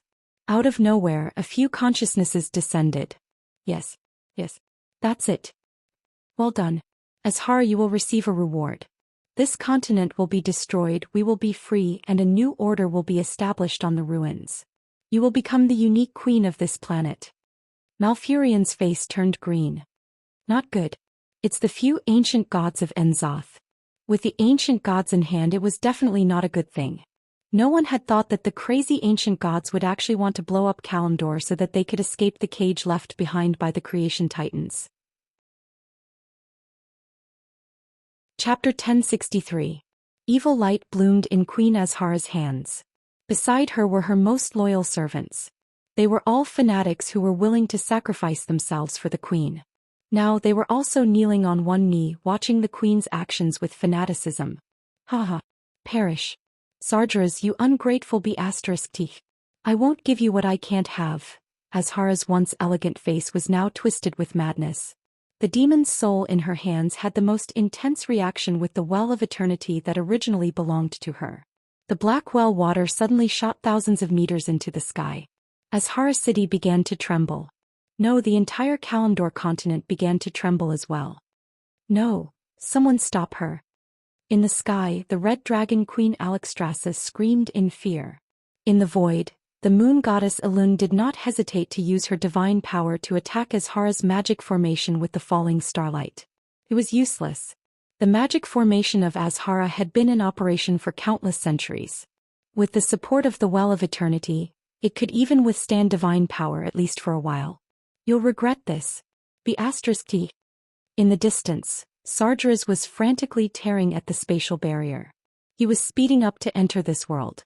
The teleportation gate in the south of Azhara's forbidden palace had opened slightly, and a hole the size of a fist had appeared. The Demon King's terrifying aura was spewing out from inside. If they left it alone, Sargeras would be able to come out with time. At this moment, a slim female figure suddenly appeared behind Queen Azhara. Ah! Tyrande, who was watching the live broadcast in the twisting nether, exclaimed. Unexpectedly, Duque nibbled on Tyrande's earlobe and whispered, "She's my servant." Yes. A servant who seemed to have entered without permission had changed the entire situation. Queen Azhara would never have thought that someone would be able to sneak behind her even after she had sealed off the magic circle and isolated herself from the outside world. "Your Majesty." The guard captain Varlason drew his sword decisively. He was half a step too slow. Vanessa snatched the demon's soul from Azhara's hand. She didn't attack Azhara directly because Duque had repeatedly told her that the queen's magical protective gear was terrifying. It was completely synchronized, and Azhara's magic circle actually had such a small gap. Everyone could see that Ronan was pressing something that looked like a pillar. The magic radiance spreading from his hand told everyone that this was his doing. Under the guidance of a certain traitor surnamed Du, Luo Ning effortlessly found the node of the magic formation that outsiders didn't know about and interfered with it. Vanessa threw Demon's Soul to Malfurion in the most glamorous way. "Roddick, Alexstrasza, please lend me your strength. I might even have the chance to destroy the portal. Hurry, the chance is fleeting," Malfurion shouted. In the distance, the four dragon aspects, Luo Ning, Krasis, all the powerhouses of the allied army who could control their mana were offering their power. The colorful elemental light flew towards the tiny druid. At the same time, the lords of the Burning Legion also pounced over crazily, trying to stop Malfurion. All the powerhouses of the allied army, including Grom, pounced at the lords. They wanted to use their own bodies to stop the demon lord's interference. Everything was ready, and all they had to do was wait for Malfurion's final attack. If their last effort failed, none of them would survive. Malfurion's eyes flashed with the light of power. He directed everyone's mana towards the portal, where Sargeras had already dug a huge hole big enough for a Lord of the Abyss to pass through. Malfurion firmly believed that Sargeras, who was busy breaking the spatial barrier, didn't have the time to care about him. This made it possible to gather everyone's strength and take a risk. The mana of the powerhouses was too powerful, so powerful that Malfurion's mortal body couldn't withstand it at all. For a moment, Malfurion almost thought that his body was going to explode and die. However, it seemed to have sensed his will. This heaven and earth, this world, every creature, every plant began to lend their power to Malfurion. Silently, a pair of huge antlers grew out of Malfurion's head. It was the symbol of an envoy of nature, just like his master, the demigod Cenarius. They were extremely beautiful antlers. Malfurion felt that his mana had multiplied by who knew how many times in an instant. The enormous mana that had gathered in the demon's soul in his hand, which had almost crushed him and seemed as heavy as 1,000 pounds, was suddenly pushed forward. "Go back, Sargeras!" Malfurion roared, and an indescribably huge surge of mana shot towards Sargeras like lightning. Originally, they thought that Sargeras would be directly pushed back by this huge force. Everyone was wrong. The huge energy mass that was the size of a small mountain was actually blocked by Sargeras with one hand. Just the black gas on his hand was already stopping the energy mass from going any further. What was more terrifying was that the evil dark power started to envelop the energy mass.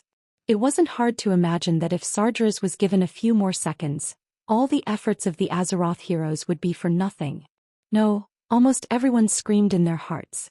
Just then a green figure fell into the portal like a meteor. The green figure was so inconspicuous that if they didn't pay attention, they would easily have missed it. In the next moment, everyone saw a shocking scene.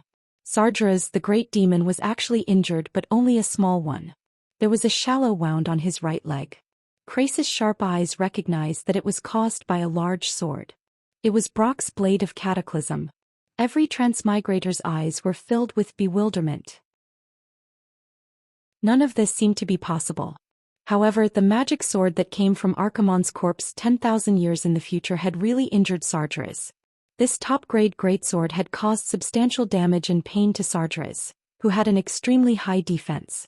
Malfurion seized the opportunity when Sargeras was momentarily distracted. Explode.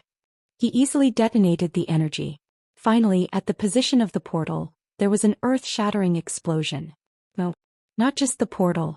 Even the branch of the Well of Eternity that was connected to the portal was affected. In less than half a second, even the entire Well of Eternity changed color. Not good. If this happens, not just the Well of Eternity but the entire planet will explode. In the sky, Izra's face was pale. Chapter 1064. On Earth, in the era of the most serious confrontation, the most serious would be Old Sue and Old Me throwing bombs at each other, turning the Earth into a nuclear winter. In Azeroth, even if the Well of Eternity exploded, it would at most blow up the center of the ancient Kalimdor continent. But when the huge energy was mixed with the spatial barrier in the portal, it wasn't a simple matter of 1 + 1 = 2. Back then, the Titans of creation had put in a lot of effort to create this planet's spatial barrier. The spatial formation around Azeroth was not only a barrier that prohibited entry, but also a pillar that supported the planet's existence. It was like unscientifically taking the planet's core out of the atmosphere and wrapping it around the planet. If the planet's core was forcefully smashed from the outside, the planet would be finished. Of course, it wouldn't be so troublesome for the Burning Legion to just destroy the planet, but it would be much more troublesome to squeeze in and snatch the treasures inside. Malfurion detonated the huge ball of energy that crashed into the portal, causing the entrance of the huge vortex to tremble continuously. Then it lost its internal strength and the portal began to collapse. The edges of the portal that were burning collapsed one after another. As a fallen titan with supreme divine power, Sargeras still wanted to forcefully rebuild it with his powerful spatial magic. Unfortunately, it was too late. The situation had already gone out of control. Even with the power of the Titans, there were times when they couldn't do anything. Brock's sword had stunned Sargeras for a full second. It was that precious second that had stolen the victory of the Demon King. Despicable ant. Under Sargeras's flames, the old orc Brock, still smiling, was reduced to ashes. The long campaign had finally come to an end. The regret of not dying with his comrades had drawn a full stop on this ancient battlefield that had been 10,000 years since he was born. Brock, Grom cried, which was rare for him. Many of his comrades had died on the battlefield, but he didn't cry. Even when most believed that the tribe had perished, he didn't cry. But when this comrade whom he wasn't too familiar with, nor was he unfamiliar with, slashed out in order to save the world, the great Grom Inferno roared and cried. His lacrimal glands seemed to have collapsed, allowing tears to gush out of his eyes and mix with the blood staining his face, turning his face into a mess. Unfortunately, not many beings had the time to notice Master Roar's feelings. Because the situation was still very critical, Sargeras was unwilling to accept the fate of failure. He forcefully smashed open a part of the unstable space barrier and stepped out of the portal that was about to collapse. He wanted to force his way into Azeroth and repair it at the same time. His desire caused the spatial structure of the planet to become even more unstable. Just as the explosion of the portal began to spread, the Demon King found himself stuck in the portal, unable to escape. He couldn't escape and he couldn't retract his leg. He threw away the sword in his hand and punched the entrance with his fists, but to no avail. The passage between the two worlds rapidly shrunk until he was sandwiched tightly in the middle. Sargeras roared, his voice reverberating in everyone's hearts. I will not fail. Absolutely not. The portal kept shrinking and Sargeras seemed to be shrinking as well. He tried his best to open the passage and under his immense power, the inside of the portal started to catch fire, bursting out with an indescribably terrifying energy turbulence. At the same time, this also caused a terrifying tremor that affected the entire planet's crust. We have to do something. Nozdormu roared. We have to push Sargeras out or he'll bring us down with him. Alexstrasza was like a madman, forcefully taking on the big moves of the three demon lords, and rushed towards the portal. Unfortunately, she was still too far away. Is this the end? Malfurion was the most desperate. In order to stop Sargeras from entering this world, he was the one who had detonated that ball of energy. Who would have thought that this was considered doing bad things out of good intentions? If Sargeras came in, the planet would be destroyed. If the portal exploded, the planet would still be destroyed. After working so hard for so long, this was the result of despair. Who could take it? At this time, many demon lords stopped, and so did the heroes of the Azeroth Coalition army. Everyone stared in the direction of the portal with the greatest fear and despair. They were waiting for the situation to change. If it really exploded, then everything they had done would be for naught. No. Master hasn't done anything yet. Vanessa said. Yes. Master loves to do big things. Ronan replied. I don't want to admit it, but at a time like this, we can only rely on him. Even Krasis nodded. After spending so much time together, Malfurion knew very well that these mysterious powerhouses were all heroes with good hearts. They had the most noble sentiments and the most resolute will to fight. They could be said to be the most resolute and perfect comrades. The him they were talking about was naturally the Nothing, who had helped Malfurion and imprisoned him. He was also the Dukong that Tyron had mentioned later on. In the end, we still have to rely on that Dukong? Malfurion's mouth was full of bitterness. He thought of many things. He thought of the peaceful days in the past, and the time he had strolled in the lush garden with Tyrant. He couldn't help but think that his last hope had actually fallen on that mysterious Dukong. How laughable. So many mortals, so many powerhouses, even demigods and true gods, all wanted to break the shackles of fate and control it with their own power. But in the end, they could only rely on Dukong, who was hiding in the Burning Legion. Malfurion thought of the time when Tyrant cried and asked his trapped soul, "What should I do?" The helplessness of giving up on love still gnawed at his heart like a poisonous snake. Bastard. I don't care if you're willing or not. You've already taken away my most precious thing, and the fate of billions of lives on this planet is in your hands. Don't disappoint us. Otherwise, even if we die, we'll curse you with the fiercest power possible. Malfurion thought back to Duque's pitch-black appearance and tried to convince himself to trust this mysterious and unreliable fellow. It was rare that even Malfurion, the honest guy, let out such a cry. Not to mention other existences. Who was it? It didn't matter who it was. Who could save Azeroth? Come quickly. This world is going to be destroyed. In the twisting nether, Tyron was so shocked that she couldn't speak. At this moment, Duque suddenly grabbed her hand and smiled. Did you know? The best singers are always the last to appear. Under the gaze of tens of thousands of people, as the Demon King roared and hit the wall with all his might, a huge shadow of a black figure suddenly appeared above the portal. It was Duque in his shadow form. Come back, Sargeras. The next moment, an irresistible suction force came from the other end of the portal and forcefully pulled Sargeras back into the portal. Chapter 1065. Master. Master.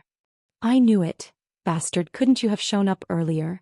Vanessa, Ronan, Krasis, and Grom spoke in different tones, but they expressed the same meaning. The surrounding experts immediately realized who this black figure was. Could he be? Alexstrasza was stunned. I'm afraid so. Isra nodded lightly. According to the moon goddess Elun, these demigods all knew that there was a super spy in the allied army who had infiltrated the highest level of the Burning Legion. Although no one knew who this spy was and no one knew what this spy could do.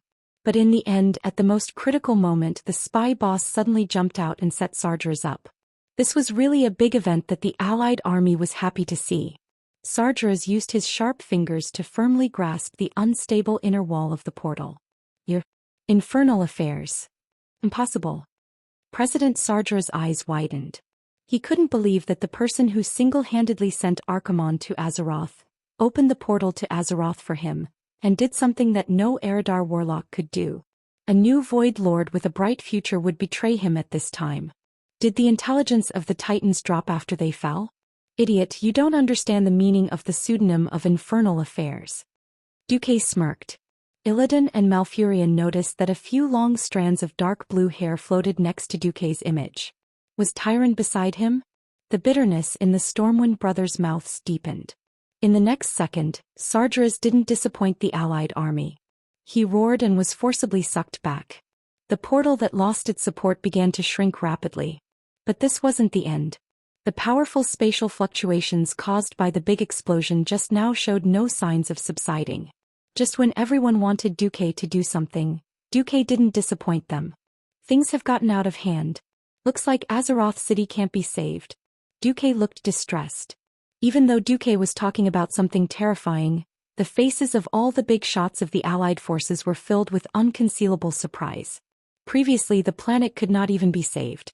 It could explode at any moment and everyone would be wiped out. Now they were only going to blow up as Hara? Is this for real? If this was the price they had to pay for this world-shaking battle, then wasn't this price too light? No one dared to say that Duque could or could not do it. Every big shot raised their heads and waited for Duque to make his move. In the distorted void, Duque turned around with a smile. "Oh, I told you that I would let you witness a miracle." Tyron still couldn't believe it. He felt like she was dreaming. How did the terrifying Sargeras get sucked back just like that? Dukong isn't lying to me, right? It couldn't be a fabricated illusion, right? If these were all illusions, then weren't these illusions a little too realistic? Tyron suddenly realized that Duque was holding her hand and pressing a large blue button. Just now Duque had pressed the leftmost button. This is the second button that will make the Burning Legion pay a heavy price. You've wronged yourself and sacrificed so much. Shouldn't you vent your anger now? Tyron was completely dumbfounded. She subconsciously chose to believe Duque and pressed the button with her trembling hand. In Azeroth, although the Demon King had been sucked back, which was an unbelievable result, the crisis was still there. Either the following explosion would destroy everything, or the portal would remain open, and the Burning Legion and Sargeras would still have a chance to enter Azeroth again. Just then, the intense explosion that seemed like it was about to spread to the entire world suddenly stopped. There was a sudden deathly silence in the air, as if the entire world had become silent. The wind stopped, and even the water from the Well of Eternity that had almost reached the sky fell back down. There was no longer any sound. This strange scene made all the big shots of the Allied forces look at each other. 3 seconds later, the roar of the wind resounded throughout the Well of Eternity, Azeroth, and even the entire Kalimdor continent. A seemingly chaotic gust of wind surged in the air. Even though it was turbulent, it had the power of a hurricane. Fortunately, Isra managed to dodge it in time. Like an apocalyptic storm, the wind blew violently. It was more violent than any hurricane that mortals had ever seen before. The giant dragons in the sky were caught off guard and were sent spinning in the air, flying around randomly and even crashing into each other. Unexpectedly, they soon regained their balance. Only a few unlucky ones who collided with each other grimaced in pain, but this was nothing to the thick-skinned wyverns. More importantly, the wind just now seemed to have disappeared. The focus wasn't on the wyverns but on the demons. The Doomsday Guards and all the flying demons couldn't escape this disaster. These winged demons couldn't control themselves in the air, and they couldn't do anything about the terrifying hurricane. A few demons crashed into each other, their skulls cracked and limbs broken. Many demons died just like that. But in the strong wind, their corpses didn't fall down. Instead, they spun rapidly on the surface of the Well of Eternity. It was as if a supergiant was drinking pearl milk tea, and these tragic demons were the so-called pearls. The next moment, the suction force suddenly increased tenfold, then 100-fold. But to the giant dragons, this violent hurricane was like a summer breeze. They didn't feel anything at all. To their enemies, it was hell. They were in a mess. Tens of thousands of Doomsday Guards spun in the air, until the last one was mercilessly sucked into the portal. The big shots of the Allied forces were dumbfounded. They never imagined that there was such a terrifying spell or some kind of device in the world, and that it was specifically used against demons. The demons that were still breathing wailed loudly, just like the screams of the weak creatures they had destroyed and slaughtered. But it was useless. They were like scraps of paper in a wild storm, unable to resist this terrifying storm. Not only the Air Force, but even the ferocious-looking demons on the ground were sucked into the portal from all directions. At first it was the smaller ordinary demons like the Hellhounds, then the Demon Guards, and in the end even the larger demons that weighed dozens of tons couldn't escape. The demons instantly rushed into the huge portal. In the eyes of others, their bodies began to distort and elongate like noodles. Finally, they became incomparably long liquid-like things that were sucked into the portal. In the end, nothing could be seen. Chapter 1066. The terrifying suction force spread to the Demon Lord's body. Manarotha's movements started to slow down. He looked at an Eridar and realized that the same thing was happening to an Eridar warlock. The Night Elves didn't seem to be affected much, but their movements were getting slower and slower. What happened? He muttered to himself. Manarotha's tail hit the floor heavily, trying to resist this force. Just as he raised his hand that was holding the double-headed greatsword, his eyes suddenly widened. His scaly fur was now translucent. He could clearly see the muscles and bones in his body, and they didn't seem real anymore. Impossible, the Burning Legion's vanguard said in a booming voice. Absolutely impossible. A huge force pulled him up and he felt like he was rising into the air like a balloon. Then like a feather he was sucked into the tornado-like crack in the portal. Near the city of Azhara, and even on the entire continent of ancient Kalimdor, every single soldier of the allied army who was fighting a bloody battle was stunned to see this unbelievable scene in front of them. The demons that had been incomparably ferocious just a moment ago, wanting to tear apart everything in their way, were all sucked away. It was as if the enemies they had fought for months and sacrificed countless lives to resist were just a bunch of laughable illusions. Krasis, Malfurion, Alexstrasza, and even Elune, the goddess of the moon who had sent down her divine will, asked the black figure standing above the crack in the huge portal. "What did you do?" "Me? I just changed the incantation that Enzoth taught me, sucking away most of the creatures in Azeroth, and only sucking the demons into the twisting nether." Duque, who had just done something earth-shattering, seemed extremely calm. "You will pay the price. I remember you." The will of an ancient god flashed before disappearing. Almost everyone's heart skipped a beat. As expected, these evil fellows never gave up. However, to be able to change the incantation of an ancient god, where did this Dukong come from? One had to know that in this era, there weren't many existences who understood the ancient god's incantation, unless they were evil cultists hiding in the dark. Speaking of which, this guy really doesn't have any psychological burden at all. First he sold out the Burning Legion, then the ancient gods. He was so daring and reckless. I really don't know how to describe this crazy and outstanding spy. At this moment the teleportation gate was slowly closing. Unfortunately, the well of eternity that had calmed down for a while began to boil again. Duque said, "I'll leave this place to you. I need to work on the twisting nether." "What are you doing?" Isra asked loudly. Duque revealed the most mysterious and incomprehensible smile. "It's rare for me to have such a powerful weapon. How can I vent my hatred if I don't get rid of the Burning Legion?" "Don't worry, after this I guarantee that the Burning Legion will not be able to invade Azeroth on a large scale for at least 10,000 years.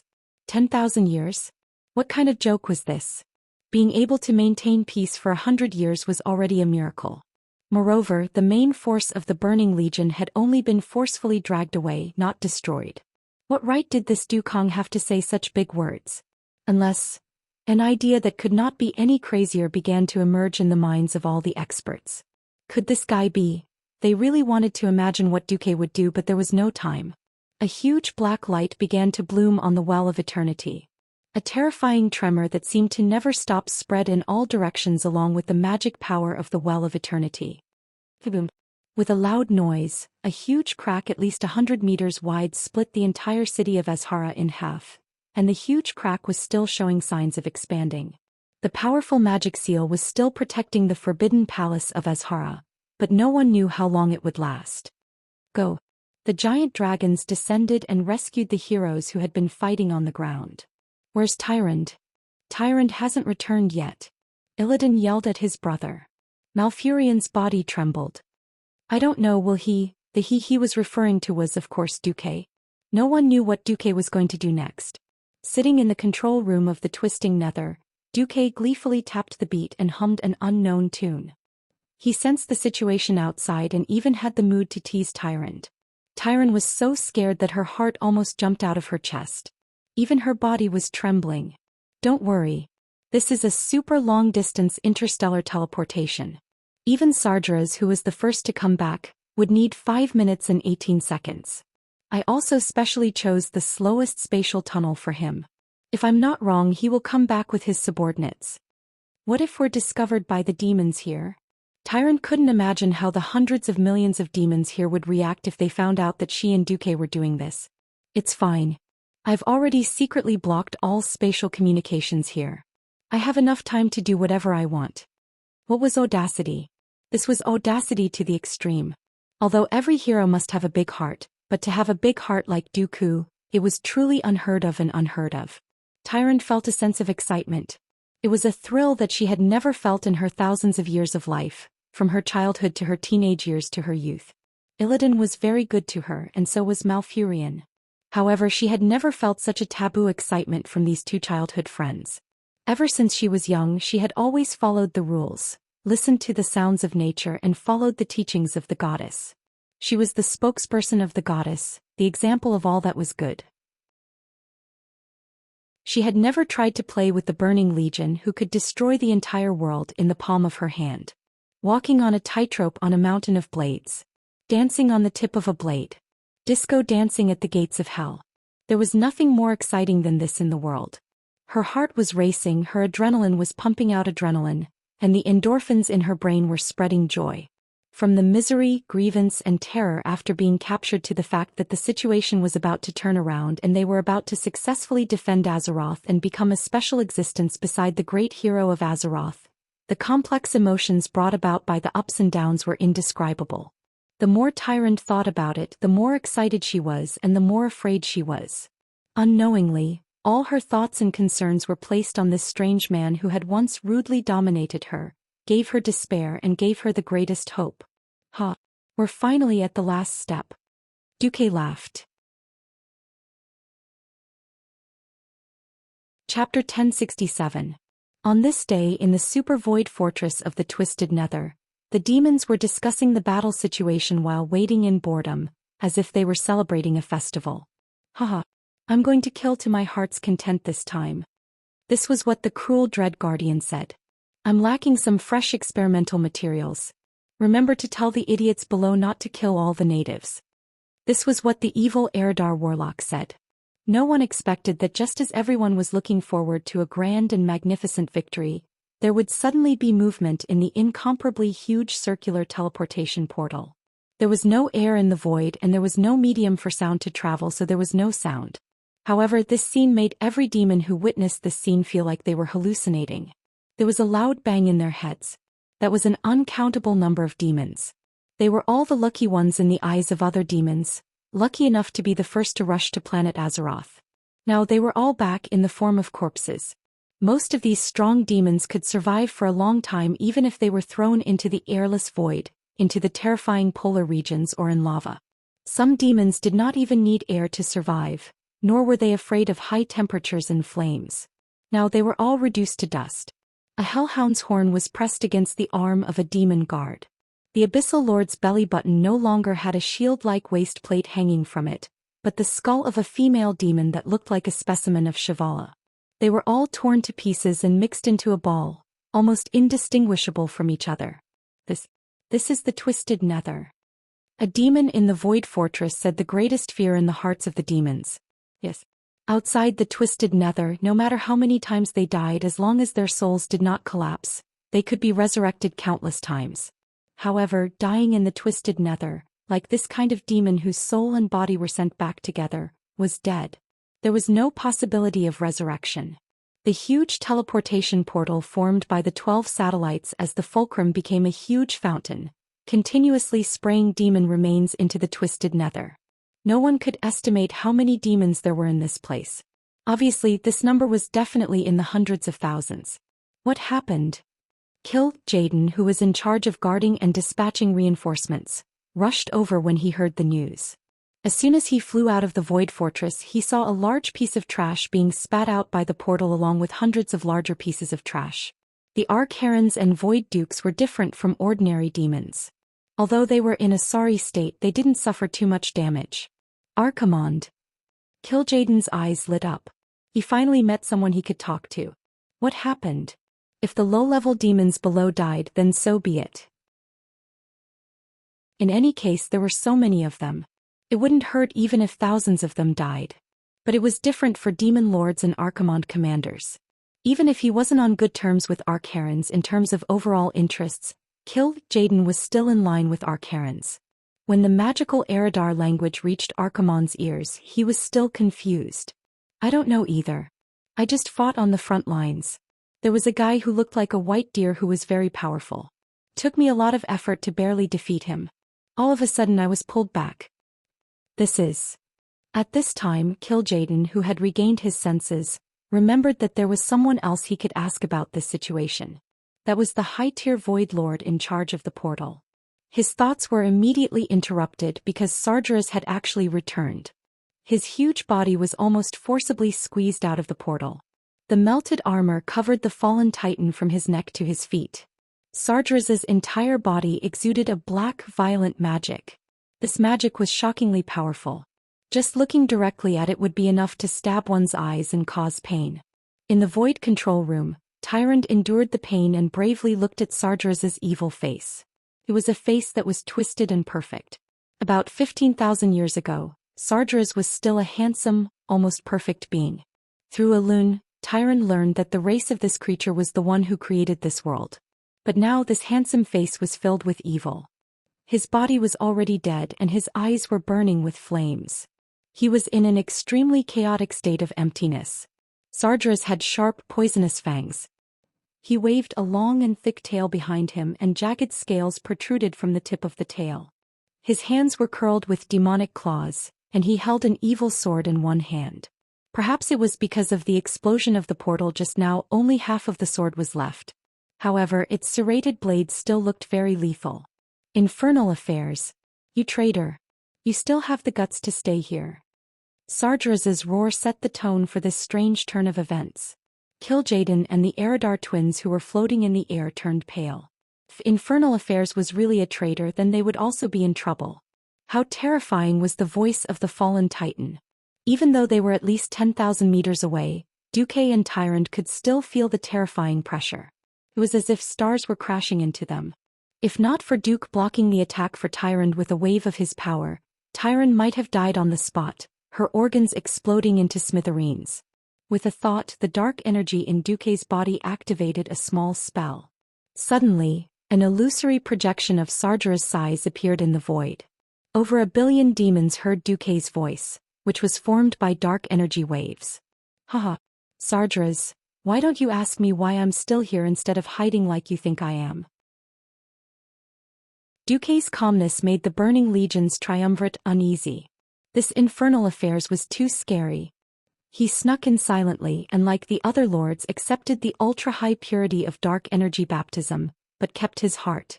He passed all the tests and with his unparalleled spatial magic he climbed to the top of the Burning Legion. Why hadn't he left yet?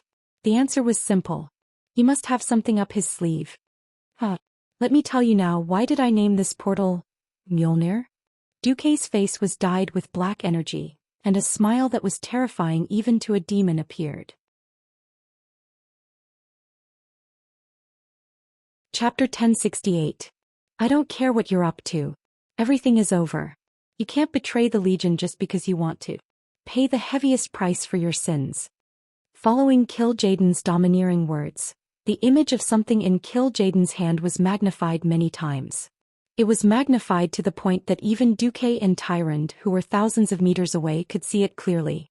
It was a lifelike black, translucent humanoid spirit. On the spirit body, a black robe wrapped around this slender and slightly demonic body. It posed in a handsome pose, its face full of complacency, evil, and mysteriousness. Ah! Tyrant exclaimed. She knew what it was. It was Duque's soul. Not good. Tyrant was not an ignorant woman. As the high priestess of the moon goddess, she had more opportunities to come into contact with information about demons. Killing, destroying, devouring bodies and even souls. Souls were the last thing that demons could get their hands on. Once one's soul was controlled by a demon, whether it was turned into a disgusting and indescribable existence or destroyed completely depended on the demon's preferences. Duque tilted his head slightly and explained to Tyrant, "If I want to become a Void Lord, how can I not give up a part of my soul? Otherwise, the leader of the Burning Legion would not have given me such an important task." Tyrant's heart felt as if it had fallen into the deepest and darkest hell of despair, and there was no longer any warmth in her. The hatred and resentment that Duque had towards her for everything that he had done to her disappeared at this moment.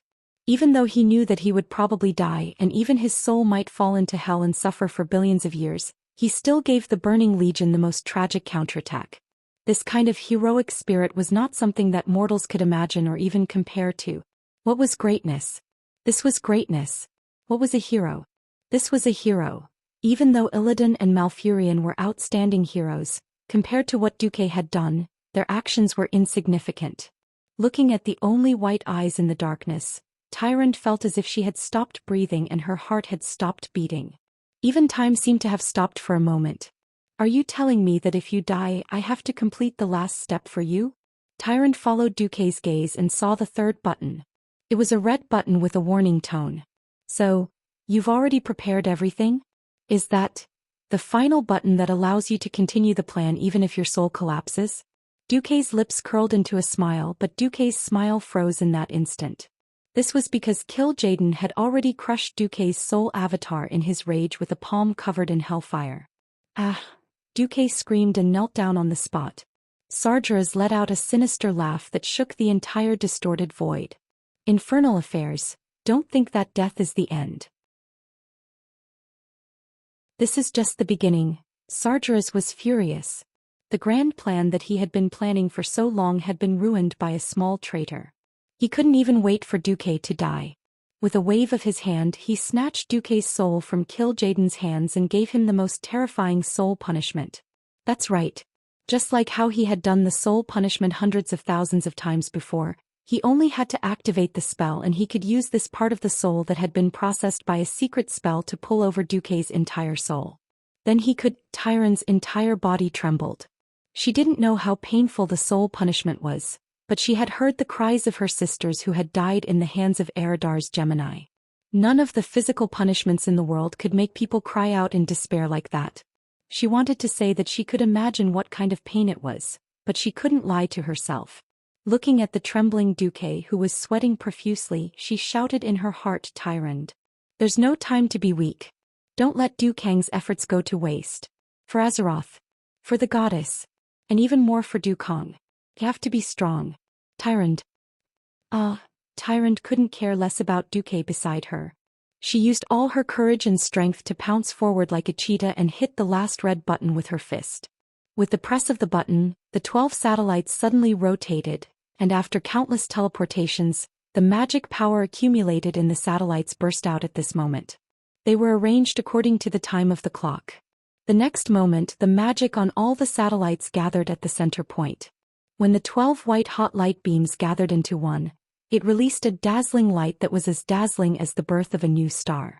A thick energy cannon was shot out. From afar it looked like a solid object. In less than 1,000th of a second, the terrifying high-energy cluster covered the distance of more than 10,000 meters and pierced into the base of the Burning Legion, the void fortress that was generally prismatic and built from the inside out of a giant meteorite.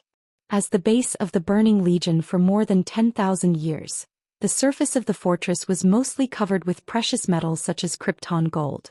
The interior was constructed with an unknown alloy that had been treated with high magical protection. In fact, most of the defensive walls inside the fortress were handmade from the remnants of the interstellar battleships that Sargeras had stolen from the Pantheon. But even with the outer layer of super hard metal and the inner wall made from the interstellar battleship shell, it still failed after resisting for a few seconds. The light beam pierced through the fortress's anus and reached the interior. All the huge compartments along the way were instantly set ablaze due to the void extracting oxygen and air. The explosion was extinguished in an instant. Small white light bubbles quickly appeared and extended to the area near the damaged area. In all fairness, the power of this cannon was not small. It was enough to withstand the energy waves caused by hundreds of interstellar battleships exploding at the same time. This meant that in that instant the Void Fortress had lost tens of thousands of demons. Sargeras didn't care. Compared to the Burning Legion, which had hundreds of millions of soldiers, the loss of tens of thousands, hundreds of thousands, millions, or even tens of millions would not affect the Burning Legion's foundation. However, being hit in the fortress's central warehouse where the demonic crystals were stored would cause an explosion that could affect the entire Void Fortress and destroy the billions of demons within it. That was another matter altogether.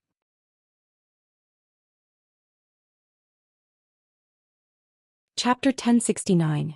Dark energy had never been a stable and peaceful energy. High-purity dark energy crystals that stored large amounts of dark energy were even harder to deal with. The dark energy obtained after destroying countless planets and slaughtering billions of lives was good stuff. But with the Burning Legion's half-baked science, All the demonic craftsman could think of was to gather the dark energy, separate it into compartments, and store it away from the outside world as much as possible. Who would have thought that once it was hit by high energy, the dark energy crystals would become a more terrifying existence than a nuclear bomb? A super explosion that no one could have imagined happened. The Burning Legion's triumvirate turned their heads, and looked at everything before them in horror and despair. The colossal fortress that they had operated for a full 15,000 years, the void fortress that was as big as a planet, and who knew how many billions of demons had been stuffed into it. At this moment, as the explosion spread throughout the entire fortress, one could see terrifying bulges that looked like blisters and lumps on the surface of the fortress. Pft, pft, pft. No sound could be heard in the void, but that was what their nerves told the triumvirate. Expand, expand, expand again. Anyone could see that the void fortress was done for. 3 long yet brief seconds passed, and the entire fortress burst into the brightest green light. In the next instant, the green light that seemed ready to extend infinitely retracted, forming a black hole that devoured life, matter, and everything around it, even light. No, Sargeras let out the most miserable scream he had ever let out since he fell. Ever since the Pantheon's rebellion, his 15,000 years of hard work had been destroyed in his lair. Tyrant stared blankly at the scene on the holographic screen. She was crying, and 2 streams of tears had uncontrollably dyed her face red. She was laughing because she suddenly felt that the burden on her shoulders since the Burning Legion's invasion had vanished. At the same time, she had accomplished everything she had to do. Dukong. Hey, do you see that? I've fulfilled our wish. The Burning Legion has been dealt a heavy blow. We've succeeded. I'm here to accompany you now. Perhaps we will suffer eternal torture together. But I don't care as long as I'm with you.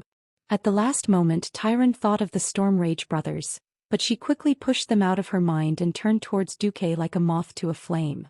Turning Duque's body over, Tyron began to rain kisses on Duque's face like a madwoman. She didn't know when the Burning Legion's Big Three would come to deal with her, but she didn't expect to return to the forest that gave birth to her. She wanted to seize the last chance to be intimate with Duque. At this moment, a scare happened. Duque suddenly grabbed her waist and scolded, "Stupid woman. Stop kissing me. You're hindering my spell casting." Casting spells? What spell? Tyrant, who was in a state of confusion, asked subconsciously. Duque cursed, "Of course it's to open a portal and run away. If we don't run after acting tough, are we going to wait for the 3 heavyweights to kill us? What's wrong with you?" Tyron was extremely shocked and then ecstatic. She wanted to ask Dukong why his soul wasn't taken away. "Let's run first." Duque jumped into a portal with Tyrant in his arms. On the other side, the Burning Legion's Big Three also realized that something was wrong. Oh no. Impossible. How could he? By the time they wanted to stop it, it was already too late. Firstly, they were caught off guard. Secondly, the space around them had already started to shatter. Thirdly, in terms of spatial magic, none of them could compare to Duque. The 3 of them, who could destroy a world with just a raise of their hands and feet, could not do anything. They could only watch as Duke, whose soul should have been shattered and whom they could do whatever they wanted to him, jumped up and ran away with the girl. He ran away. That's right. He really ran away. Sargeras, Archimonde and Kill Jaden let out furious, heart-wrenching and abnormally twisted roars at the same time. None of the Void Lords dared to go near the 3 heavyweights. They were afraid that they would be destroyed if they offended them. The Eridar twins were terrified as they hugged each other and trembled. They knew that since the infernal affairs had run away, someone else would have to take the blame. They had single-handedly selected the infernal affairs, so they had no way to escape. In the void, everything around them was strange and blurry. Images that had been distorted by time and space rushed towards them at high speed, and then were thrown far behind them. She hugged Duque tightly, feeling Duque's warmth and heartbeat. Tyron didn't dare to do anything drastic, because interstellar travel was a very dangerous thing. If she didn't die in the distorted void after completing such a feat, it would be a joke if she ended up hanging in a spatial crack somewhere in the universe. How did you avoid the soul punishment? Unable to suppress her curiosity, Tyron chose to ask the question that had been in her heart for a long time. My soul is a little special. Once I lose it, it has nothing to do with the core of my soul. But that's possible? Tyron was a little shocked. The universe is very big. Anything can happen. Yeah. Tyron didn't ask anymore. She quietly rested her head on Duque's chest. How did Duque avoid the sole punishment of kill Jaden? Don't forget. Duque was the one and only person in this world who could resurrect himself. His soul was the most special existence.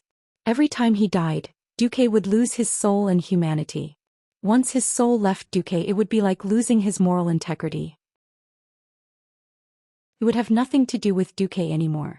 Would a person who was used to having his soul deducted for a long time, and who could do good deeds, fuse with or inherit the soul integrity of a saint, really be afraid of soul damage like normal beings? Stop joking. Even Duque himself didn't know how much of his soul was originally his after inheriting Medivh and Alonsis Vale's moral integrity. How long had passed? Tyron didn't know either. She just realized that she was enjoying the process of being alone with Duque. There was no more responsibility or terrifying threats. There was only peace and security. How she wished that this kind of time could continue endlessly. Unfortunately, after a series of rumbling sounds, Tyron suddenly realized that she and Duque had returned to Azhara City. However, it was Azhara City that was on the verge of destruction. Even though Duque had absorbed most of the power of the Well of Eternity when he sucked Sargeras away, the destruction still continued. It was just that it was slightly less than expected. Stepping out of the teleportation gate, Duque was a little stunned.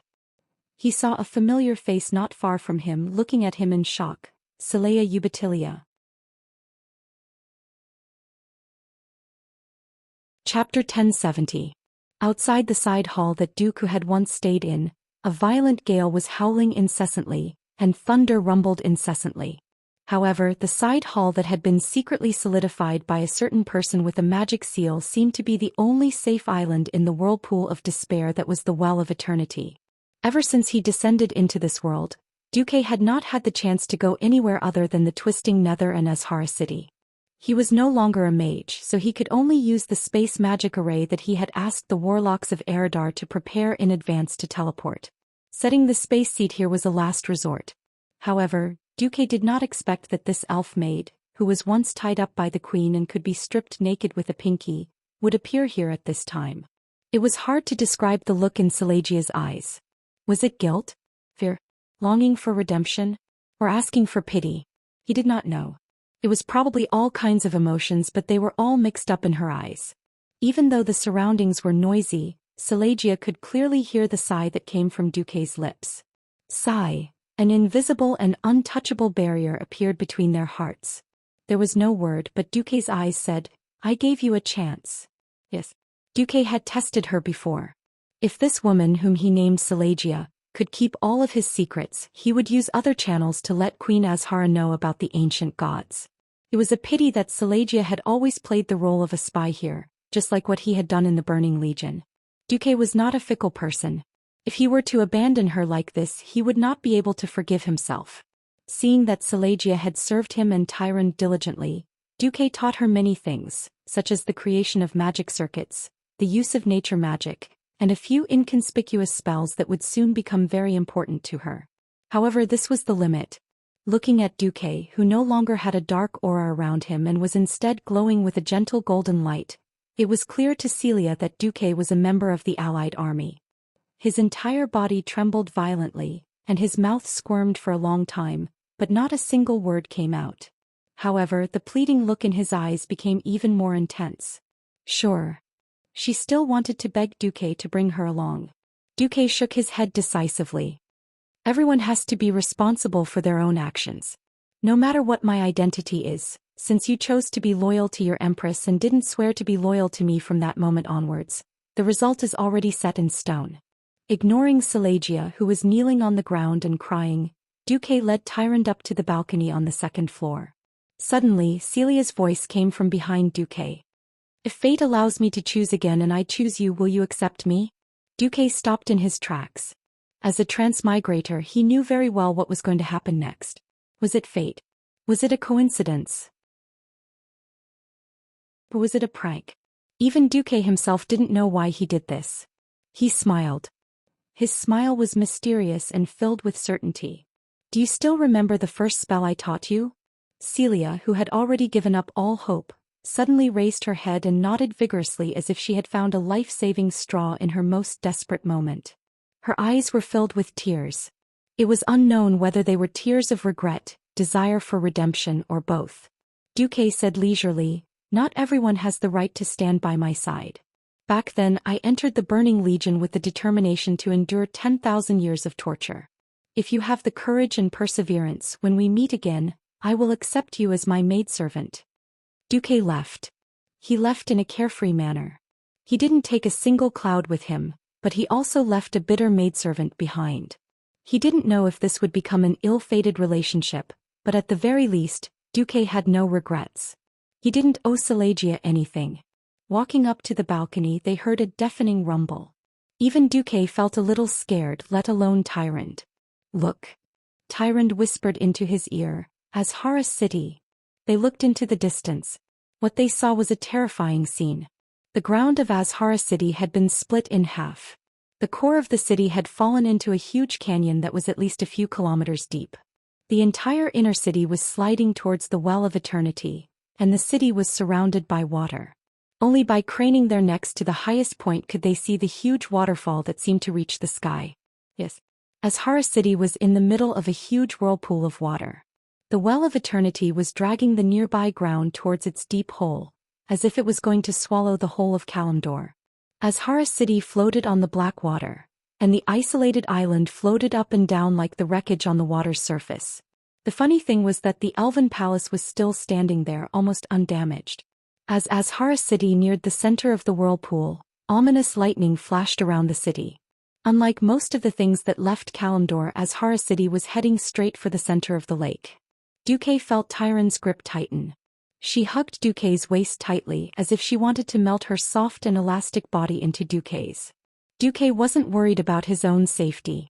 His entire body was emitting a pure golden holy light, as dazzling as a lighthouse in the dark.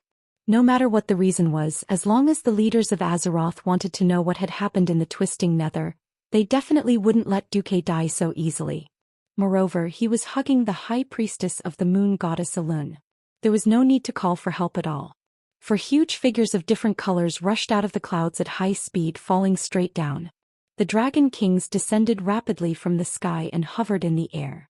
This was the flying ability of the Dragon Kings. Alexstrasza, Malygos, Isra, and Nozdormu, the 4 Dragon Kings, surrounded the side hall next to the Forbidden Palace of Azhara. The Red Dragon Queen stretched her long dragon neck. "There's no time.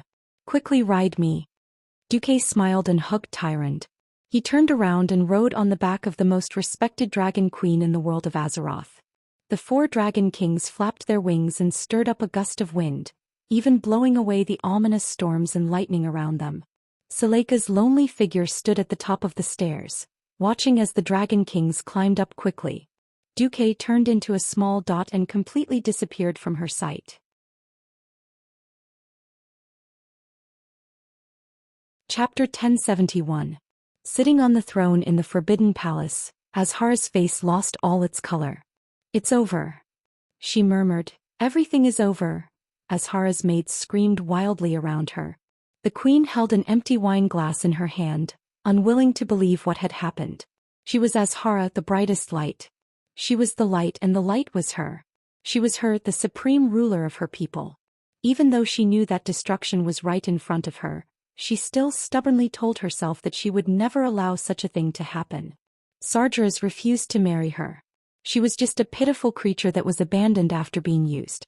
Perhaps many of her followers saw this humiliating scene, but she still didn't want to admit to them that she was wrong.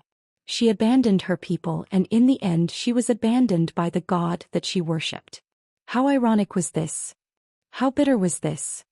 The rumbling sound of destruction grew louder and louder. The palace, which had sunk to the bottom of the water, began to be shrouded in darkness. Even the night elf's dark vision couldn't see through it. The only light in the palace came from the violent power of the Well of Eternity. The dark lake water began to surge into the palace, washing away her 2 maids. The maids let out shrill screams and quickly disappeared into the lake water. "I am Azhara," the queen muttered in her heart, her expression still cold. She cast a spell, and a magic shield suddenly appeared around her and the living maid beside her. My wish is the highest. She used her powerful magic to block the lake water, but as the water got deeper, the pressure on the magic shield increased. Azhara's brows furrowed and beads of sweat appeared on her forehead. This was the first time in her life that she had sweated. At this moment, the familiar and disgusted voice in the darkness whispered to her. We have a way to make you stronger, stronger than before. We can help you. The queen wasn't stupid at all. Especially when a woman had just woken up from a dream of love. This woman was definitely at the smartest moment of her life. She knew that her shield wouldn't last long. Soon, the cold water would swallow her and her followers, and the glory of Azhara City would disappear from this world forever. The silver-haired elf queen nodded. But, accompanied by a scream, the glass fell from her hand. Pain shot through her body. She felt her limbs twisting and entwining. She could also feel her back turning into liquid as if it had suddenly melted. Her magic shield was obliterated. Azhara screamed in despair as she was drowned by the lake water. She could also hear other people's voices coming from the depths of the lake. Her maids, her guards, and other highborn elves who still served her. The lake water quickly filled her lungs, but she did not drown.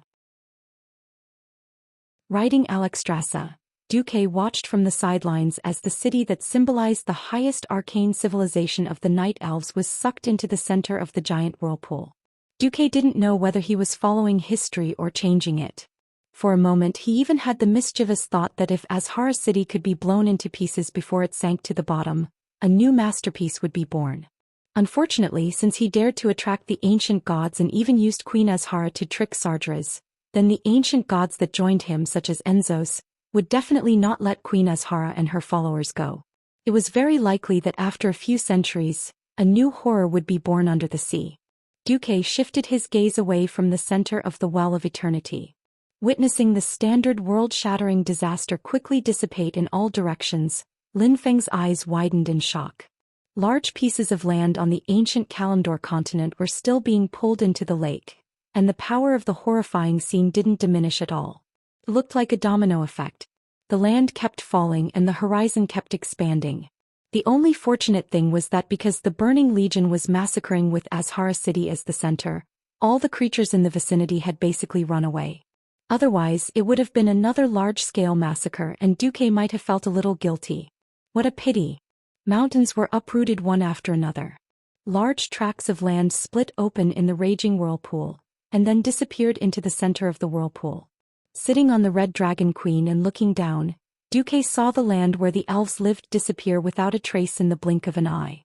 No power could withstand the destructive impact of the Well of Eternity. Perhaps to nature, even the bloody massacre of the Burning Legion was nothing. After all, what the Burning Legion did couldn't compare to what was happening now. Beyond his reach, the wheel of history still followed its inherent inertia and continued to move forward. Without the influence of external forces, everything was inevitable. A red dragon approached his queen at high speed.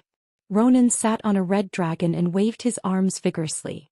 Seeing that his master was safe and sound, he was very excited. Master Kong. Ronan, who was still very innocent, almost let it slip. Duque rolled his eyes at him. A few more dragons came over. Grom clearly saw Duque and then, humph. He snorted and turned his head away. No one knew if he was sulking because he couldn't repay the favor or if it was something else. Krasis also came with a smile. On the other hand, Vanessa, the maid with a belly full of evil tricks, didn't say anything but when Duke looked at her.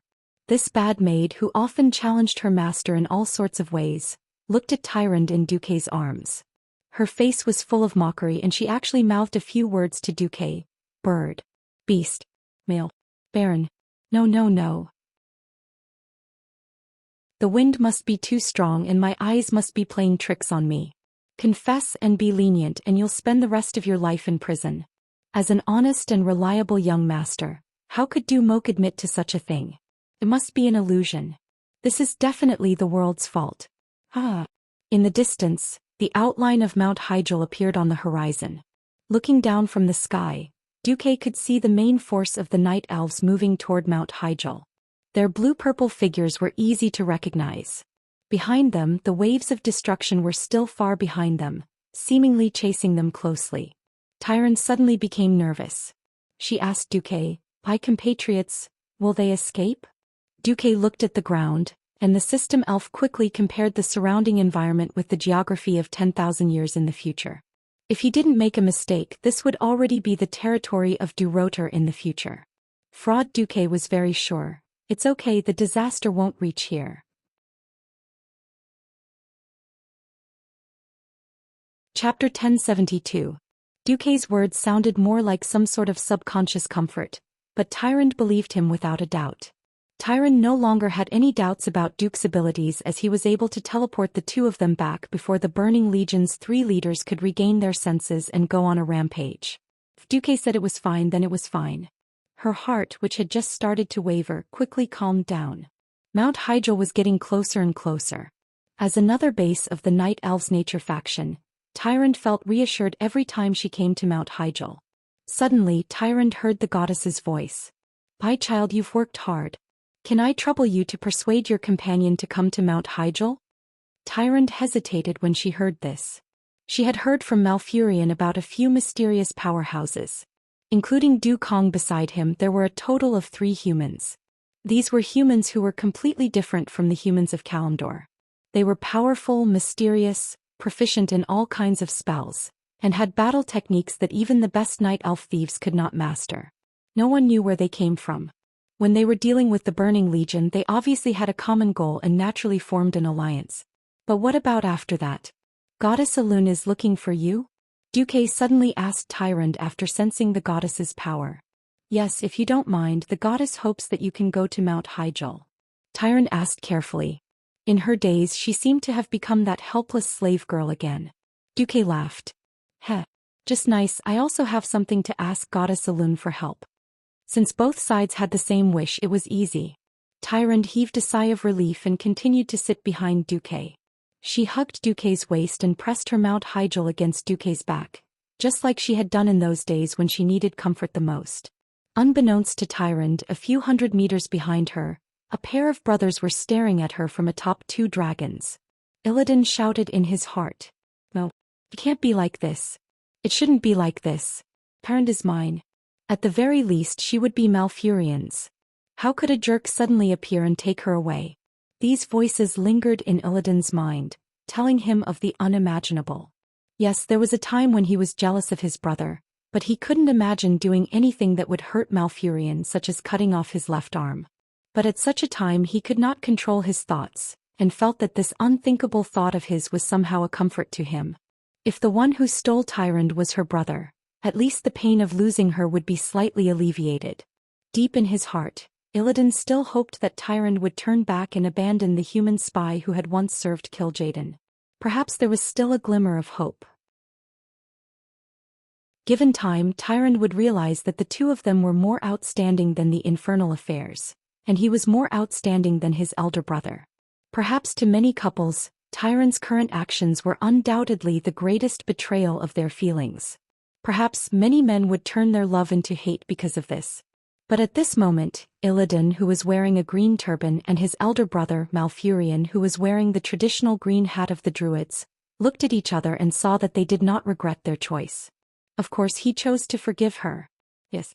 As childhood sweethearts, this was an inevitable choice. However, compared to his elder brother who was prepared to do nothing, Illidan had a more radical approach. He secretly pinched his chest, where there were a few bottles of well water from the Well of Eternity. This was not the water that flowed into the magic vein and was diluted by the river water. This was the purest well water from the Forbidden Palace of Azhara. If I do something like this, Tyrant will definitely look at me differently, Illidan silently told himself. Dragons were the fastest flying creatures in this era.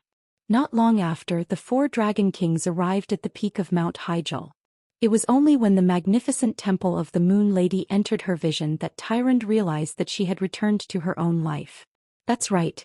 Unless the goddess changed her mind, she would once again become the beautiful high priestess of the temple of the Moon Lady that countless people looked up to and worshipped. Tyrant, high priestess. Tyrant could already hear the cheers of the Elune sisters below. She awkwardly shifted to keep her distance from Duque and waved to the sisters. As they got closer and closer to the ground, Tyrant subconsciously felt a little timid. She had no idea how to tell her sisters about her experiences over the past few days. She did not know what the goddess of Elune had told her sisters, but it seemed that the sisters did not have a bad impression of her because she had been captured by the demons. Instead, their eyes were filled with fanatical worship. Tyron did not have time to ask because after she and Duque were put down, the 4 dragon kings quickly transformed into their human forms. They urgently needed a meeting to understand the situation of the Burning Legion. Alexstrasza walked at the front, followed by the 3 dragon kings Duque and finally Tyrant, Ronan and the other transmigrators who walked behind Duque. Many ancient dragons also turned into human forms and guarded the perimeter of the Temple of the Moon Lady, preventing anyone from getting close. It was originally still daytime. The moment Elune's will descended, the sky above the central hall of the Moon God Temple turned from day to night. As the bright moonlight filled the entire hall, Duque could feel the will of the goddess turning into a large ball of gentle light that enveloped him. Hello. Expert from another world, may I ask what name I should use to address you? Infernal Affairs? Or Mr. Dukong? Elune's voice was gentle, and it was easy to associate her with the role of a mother. Duque bowed and replied respectfully, a name is just a code. We have our own difficulties that we cannot tell you our real names, please forgive us. So if possible, please call me by my fake name Dukong. Alright Dukong. First of all, thank you and your friends for choosing the side of Azeroth in this war. We thank you on behalf of the billions of lives in Azeroth. An illusory white humanoid woman covered in white light appeared, looking like a marshmallow. But there was no doubt that it contained Elune's will. Elune bowed to Duque. Not only her but the 4 dragon kings including Alexstrasza, also bowed to Duque. Chapter 1073. This. Ronan was a little incoherent, Krasis was extremely excited and even Lord Howl was a little embarrassed. Vanessa quietly took a step to the left and hid behind Duque, deliberately letting all the glory fall on Duque. Only Duque, the one and only Duque in the world, calmly accepted all of this under Tyron's surprised gaze. Duque did not think that there was anything wrong with this. After all, in the game he was the man who had killed the true god Thun and held the chicken drumstick Atish. This was a habit that transmigrators naturally developed, and when faced with a grand occasion, it seemed more imposing and imposing. This was a gift from a true god and 4 demigods. Tyrant covered her mouth in shock. Duque did not know that because of his unintentional action, Elune and the 4 dragon kings had a higher opinion of Duque. After all, if Duque was the kind of person who relied purely on scheming to ruin the Burning Legion, he would not be worthy of their heartfelt respect. But if he was a true hero who dared to bet his life and soul, fight for the world, and suffer all kinds of humiliation to finally drive away the enemy, it was a completely different matter. An existence with this kind of spirit was worthy of being worshipped by everyone no matter where they went. Elune admired Duque very much. After letting out a light breath, she said in a very calm tone, "The other beings in the world of Azeroth and I would like to know what happened in the Twisted Nether. My child Tyron will not hide anything from me. But we would like to know the process from your point of view." Duque tilted his head slightly. "Let me be clear. I am referring to you letting go of part of your spiritual world and not just repeating it verbally. We have no intention of prying into your privacy, and we also know that this is very rude. In exchange, you can also state your request in advance, and we will do our best to satisfy you." Alexstrasza also chimed in. "Please do not treat this as a transaction. As a token of appreciation for your help in Azeroth, we have prepared a big gift for you. Let me stress that this is a friendly exchange. It's just that if you're willing to show us your memories, we'll give you more generous gifts. If you agree, we can give you as much as we can." As soon as she finished speaking, the 4 dragon kings took out the gifts they had secretly prepared and placed them on their palms. Every item was priceless. There were equipment and tools. For example, the Red Dragon Queen pulled out a translucent, illusory list for Duque to choose from. "I agree," Duque replied. "But before that, I would like to change my request to everyone." The moonlight avatar of Elune made a "please" gesture. "Lady Alexstrasza, I want your life blessing. Bestow upon the 5 of us that we can control with our own will and possess powerful regenerative abilities." "Sure." Master Maligos, I want copies of all the magic manuscripts of the 5 elements: fire, frost, arcane, light, and darkness. Yes. Sir Isra, I want to construct the principles and tactics of the dream world. No problem. Sir Nosdormu, I want to. At this point, Duque suddenly switched to the Draconic language, which was even more ancient. This shocked everyone present. Nosdormu nodded. Lastly, Goddess Elun. My request will be made after I show you my memories. With that, Duque opened up his mind and showed Elun and the 4 Dragon Kings what he had seen and heard in Azeroth 10,000 years ago. However, Duque cleverly divided his mind into layers. He only showed them what they wanted to know on the outermost layer. Everything that involved his privacy was blurry and dark. There wasn't even any sound. Tyrande, who was standing behind Duke, had also entered the dreamscape that Isra had created for her. She watched the video and her heart, which had been hanging in the air, finally calmed down. If even the bits and pieces of that ridiculous period were shown without reservation, it would be a shameful play and the cruelest public execution. If this was shown, Tyrande would probably have no choice but to commit suicide. Duque's display also made the few big shots in Azeroth smile bitterly. They began to understand why Duque could actually hide from those demons who were good at playing with people's hearts and prying into their souls. Of course, they understood what they wanted to know, but they didn't miss out on anything else. In order to trick the Burning Legion, Elun did not hesitate to lose a high priest. Now it seemed that Elun had profited greatly from this matter. Of course, the temporary death of her husband, Malorn, was another matter. In the dream world outside of Duque's perception, Elun, the 4 Dragon Kings, and the demigod Cenarius, who had not made it back in time, were having a small meeting. Can it be trusted? Maligos asked impatiently. Among so many big shots, he was the one who suffered the most. Not only did he hate Nesario, but he also hated the Burning Legion. At this point in time, he was already so paranoid that he was going crazy. When he had the time to go find his recently dead wife, Syndagosa, and touch her resentment, he should have fallen into madness just like in history. 5 billion demons. 450 Void Lords. Such an exaggerated battle record, I almost thought it was fake. Nosdormu smiled bitterly. Duque's system Elf's detection was the best in terms of the living, but in terms of detecting spirits, it was inferior to these gods and demigods. He also didn't know that he had done such an exaggerated job. Hee. Did you guys sense Sardra's unwilling while wandering outside the planet's space barrier? Alexstrasza laughed. It's true. Elun made the final decision, and the other demigods no longer had any objections. After leaving the Dream World conference room, Elun immediately announced the results. Not to mention Ronan and the others, even Duque was dumbfounded when he heard this number. That much. Isra, who had his eyes closed, broadcast the voice of the soul that was wandering in outer space. It was President Sardra's roar. Infernal affairs. You bastard. I won't let you go. Don't let me catch you. The boring threat behind was cut off by Isra. Isra smiled. How is it? Mr. Dukong, do you need protection? Azeroth welcomes you. Elun let out a long sigh of relief. Such a huge loss, the Burning Legion will not dare to come for at least 10,000 years. Well done, Mr. Dukong. Please tell me how you want me to reward you. You're tuning in to the Zhou Xian's Legacy YouTube channel. Don't forget to subscribe and join us on this journey to catch the most captivating stories.